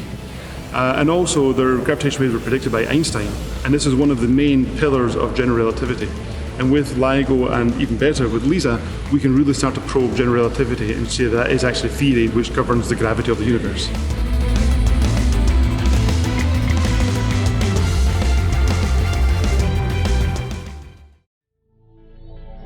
The interface between Earth and space is the ionosphere, a region of rarefied gas and charged particles. It is very important for radio communications, radar, satellite signals, and global positioning. Yet we know so little about it, especially when it disrupts all these signals in a regular fashion. Too high for planes or balloons, it's up to satellites to study this rarefied region.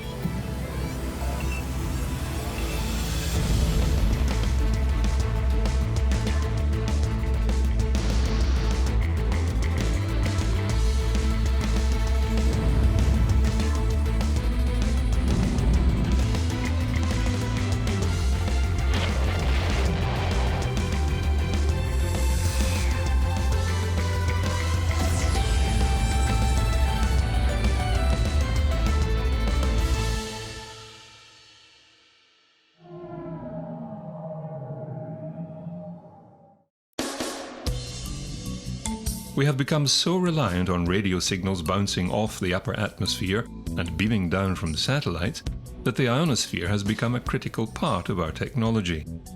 From aircraft communications and radar to managing navigation of the world's shipping lanes and global positioning for fishing trawlers to locate their catch.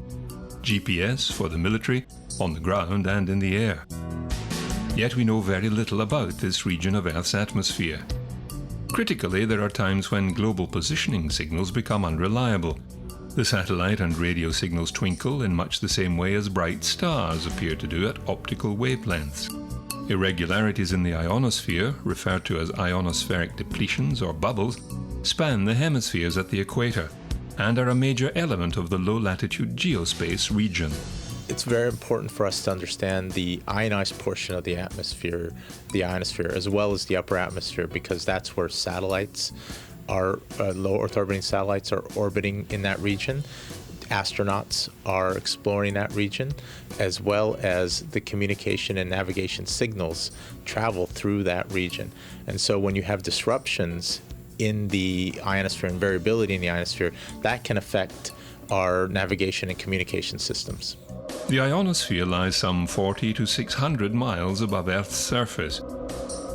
The upper atmosphere and ionosphere change constantly in response to forces from above and below, including explosions on the Sun, intense upper atmosphere winds, and dynamic electric field changes. These irregularities form huge horseshoe arcs between hemispheres, with their apices centered on the magnetic equator. To learn more, NASA conducted a mission called CINDY, the Coupled Ion Neutral Dynamics Investigation. CINDY was designed to measure ionization of the upper atmosphere, including the behavior of the irregularities responsible for the GPS twinkling, which turned out to be quite surprising. The ionosphere becomes unstable shortly after the sun sets. As darkness falls, ionized atoms and molecules begin to recombine into a neutral state. During this transition period after sunset, irregularities are quite strong. As the night wears on, however, these irregularities were thought to fade and eventually vanish around midnight. CINDY found many irregularities around sunset, but they did not vanish around midnight. On the contrary, there was another peak in irregularities during the middle of the night.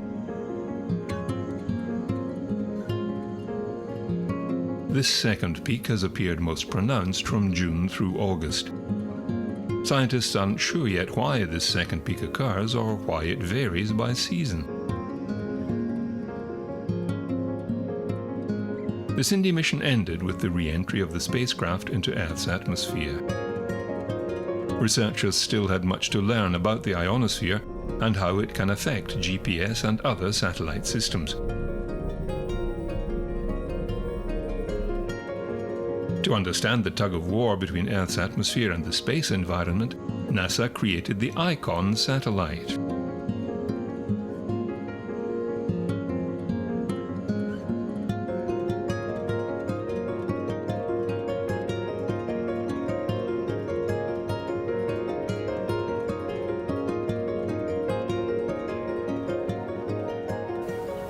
So with the ICON mission, we're looking at the very upper levels of the Earth's atmosphere and the charged plasma environment that surrounds the Earth that we usually consider as the inner edge of space.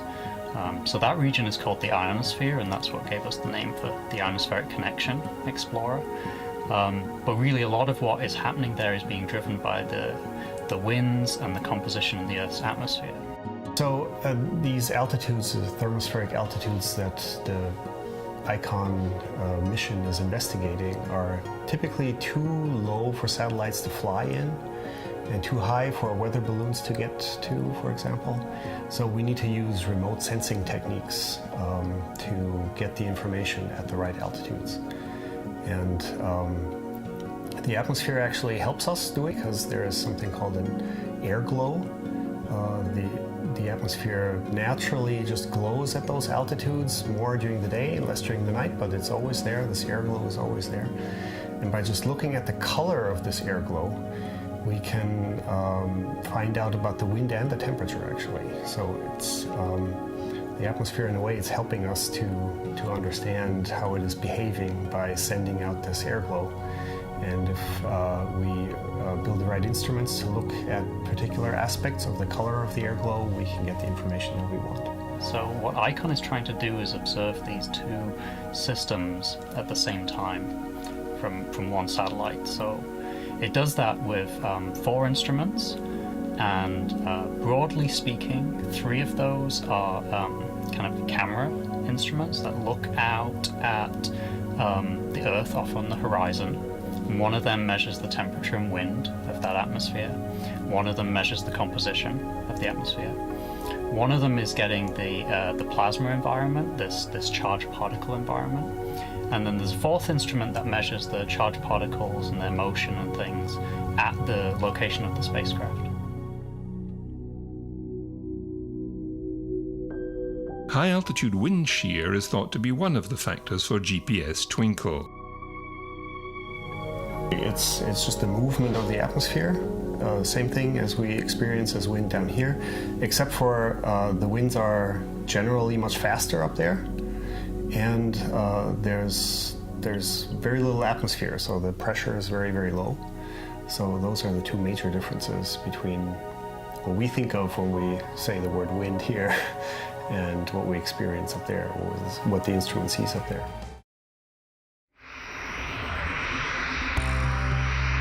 ICON was placed aboard a Pegasus rocket and flown into the stratosphere under the belly of an orbital ATK aircraft.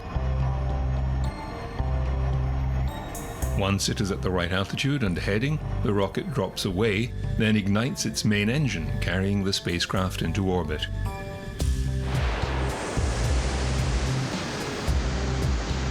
Once in orbit, the spacecraft is commanded by scientists at Mission Operations Center at the Space Sciences Laboratory at UC Berkeley.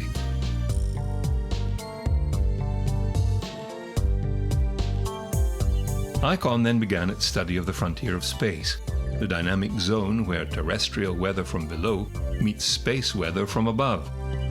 In this region, the tenuous gases are anything but quiet, as a mix of neutral and charged particles travels through in giant winds. These winds can change on a wide variety of timescales, due to Earth's seasons, the day's heating and cooling, and incoming bursts of radiation from the sun. To understand what drives the variability in the ionosphere is very complicated, a system that is driven by both terrestrial and space weather. A second satellite mission was needed, another suite of instruments in a higher orbit named GOLD.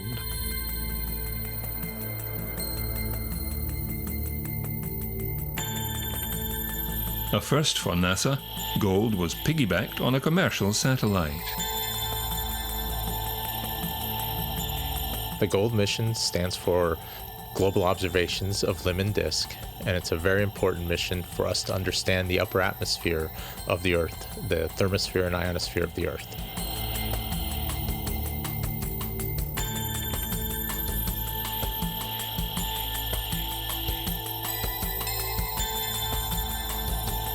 It is our first hosted science payload that NASA's flying on a commercial spacecraft.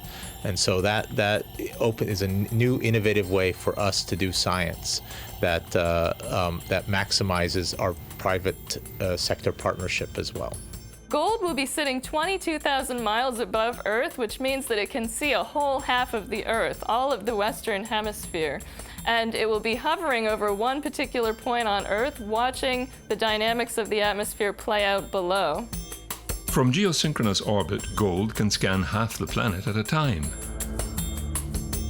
I am excited about this mission because gold will be getting information about the upper atmosphere much faster than ever before, and we'll be able to look at effects that are more like the weather that we experience down here on Earth.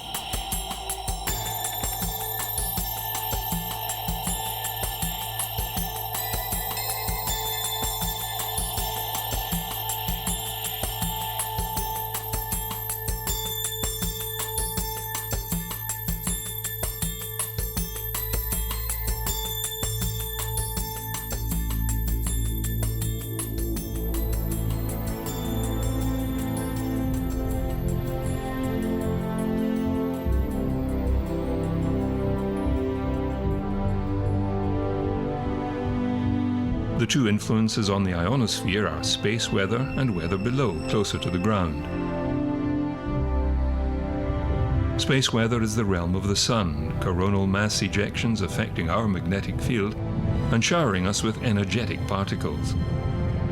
The sun's energy starts in its core, a giant fusion engine where hydrogen atoms are turned into helium atoms. The energy produced there moves up through the convection zone to the sun's surface, the photosphere. Moving magnetic fields contribute extra energy along the way, bursting from the surface, emitting light and heat that is channeled by the sun's magnetic field, generating the turbulent surface, including prominences, flares, and coronal mass ejections that spread out into the solar system. Space weather is the field that studies how what's going on the sun affects us here on the Earth in our near space environment and on the space environment on other planets.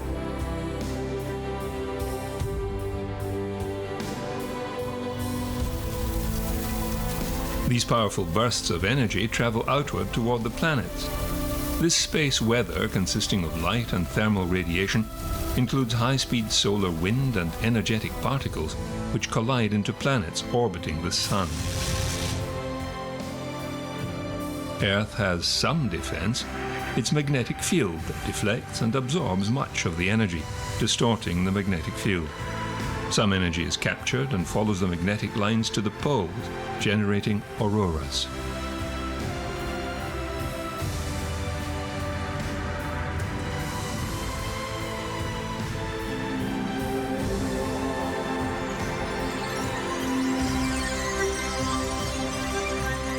NASA hopes to achieve with the Golden Icon missions a better understanding of the near-Earth space that's so important for our global infrastructure.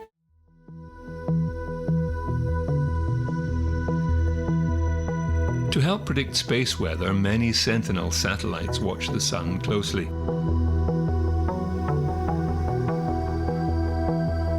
IRIS is one of them. It watches our star in ultraviolet wavelengths and is able to give us warnings of extreme space weather events approaching Earth.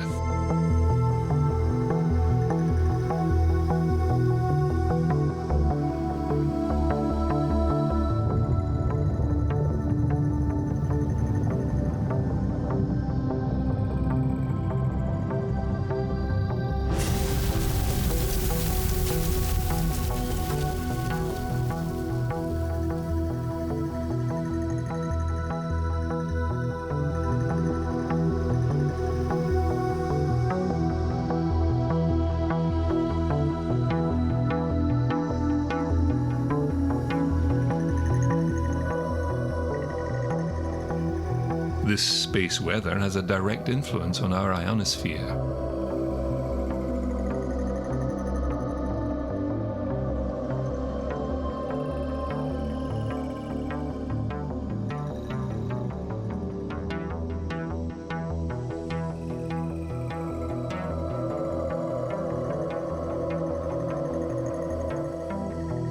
Another tool to watch both the solar weather and Earth's weather together is about to go into operation, replacing its aging predecessor.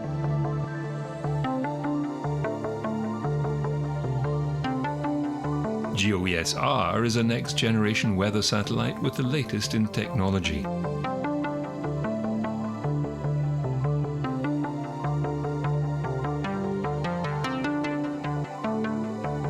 It will be 5 times faster, advanced resolution cameras giving greater coverage for hurricane tracking, real-time mapping of lightning, and improved solar flare monitoring.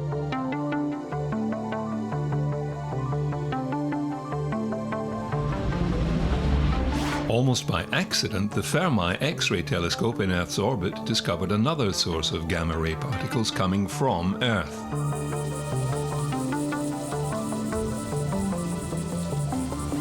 Under just the right conditions, lightning storms fire off some of the highest energy light naturally found on Earth, terrestrial gamma-ray flashes, or TGFs. Rising and falling snow and ice particles repeatedly collide, filling the cloud with electrical charge. Once the electric field is strong enough, a current flows and a lightning flash occurs. The flash produces an abrupt reconfiguration of the electric field. In some cases, a surge of electrons rushes towards the upper part of the storm at speeds nearly as fast as light. When deflected by air molecules, these accelerated electrons give off gamma rays, producing a TGF. Data from NASA's Fermi Gamma Ray Space Telescope suggest more than 1,000 TGFs occur each day all over the globe. Tropical storms far from land tend to generate less frequent lightning. Nevertheless, observations show they are surprisingly prolific producers of TGFs. Tropical storm Manuel made landfall just shy of hurricane strength. As it rapidly weakened, it produced 2 TGFs within 24 hours. More typically, TGFs are associated with the strengthening phase of a storm. As Typhoon Bolavin rapidly developed in 2012, thunderstorms nearly 500 miles from its center launched a TGF with 4 distinct pulses.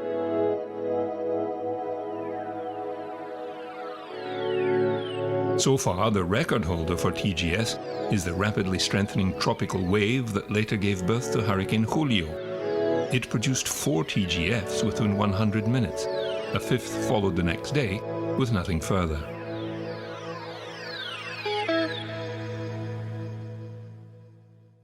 For stronger storms like hurricanes and typhoons, TGFs are more common in the outer rain bands, which host the highest lightning flash rates in these storms. The findings provide new insights into the relationship between storm intensity, lightning frequency, and TGFs. This adds another important piece to the puzzle of our understanding of TGFs and how they are created in thunderstorms, the most powerful natural particle accelerators on planet Earth.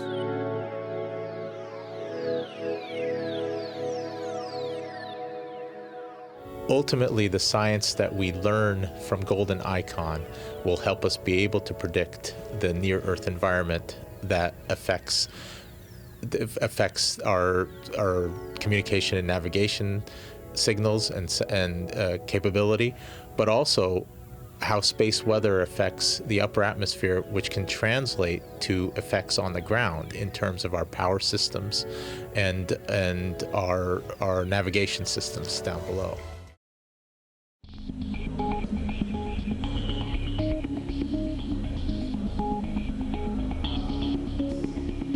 The march of technology must go on. ESA and the European Union can see the future of global positioning, and it is a growing market, with more and more technology requiring their services. The Galileo program is nearing completion with a total of 26 satellites orbiting at 22,000 kilometers. The penultimate launch of 4 Galileo satellites aboard an Ariane 5 will occur soon. As with all other Galileo satellites, these newest additions will fly in a medium Earth orbit. The last launch of 4 satellites will occur in the near future. Although the constellation is not yet complete, it has been in operation for almost a year since the European Commission announced initial services on the 15th of December 2016. The completion of the constellation will take place in the summer of 2018, where we launch the last Ariane 5 with 4 satellites, which will bring the total up to 26 satellites. So we have at that moment 2 satellites in reserve, and we will then, after that, start putting some extra reserves in space in order to be prepared just in case. These services were the first step towards full operational capability and a first opportunity for the Galileo system to prove its worth. Independent measurements have since shown that in terms of performance, Galileo is the best operating positioning system in the world. On the 15th of December 2016, the Commission announced initial services. This was an important moment because this was the first time that we formally announced that there was a certain service available with a certain quality for a certain time of the day. Since then, we have been building out the constellation, and it has been improving every day. We now have independent measurements of the performance of the Galileo system, and it is actually, to be honest, and we are very proud of it, the best in class. We are having a better performance than our 3 competitors from the US, which is the well-known GPS system, the Russian GLONASS system, and the Chinese Baidu system. So, of course, in ESA we are excessively proud of this, and it is now important that we keep building on this performance and hopefully keep at the forefront of the developments. But the work on Galileo is far from done. The European Commission and ESA are already working on the next generation of Galileo satellites and infrastructure. They aim to continuously improve the system and explore the boundaries of technological possibilities while trying to meet market demand with potential new applications or services. The system will undergo continuous improvements. Obviously, the market is asking for that. The technology is ready for it. Every couple of years, there are new possibilities. And the combination between what the technology can offer and what the market is demanding leads then to decisions on how to improve the system so that we can provide further and more services. A number of areas, for example, which are coming is the so-called Internet of Things, which will require positioning in sensors. And these sensors have very little power and very little battery capacity, so we need special signals for that, probably. And in addition, another area which is of interest is autonomous driving, where satellite navigation is going to be a very important component, but where it needs to be integrated with all sorts of other sensors in cars in order to make sure that autonomous driving becomes a reality. With more launches to complete the constellation and set up redundancies, Galileo's performance and availability worldwide will continue to improve gradually, keeping Galileo at the cutting edge of satellite positioning technology. Today, the only publicly owned satellite system has also proven to be the best.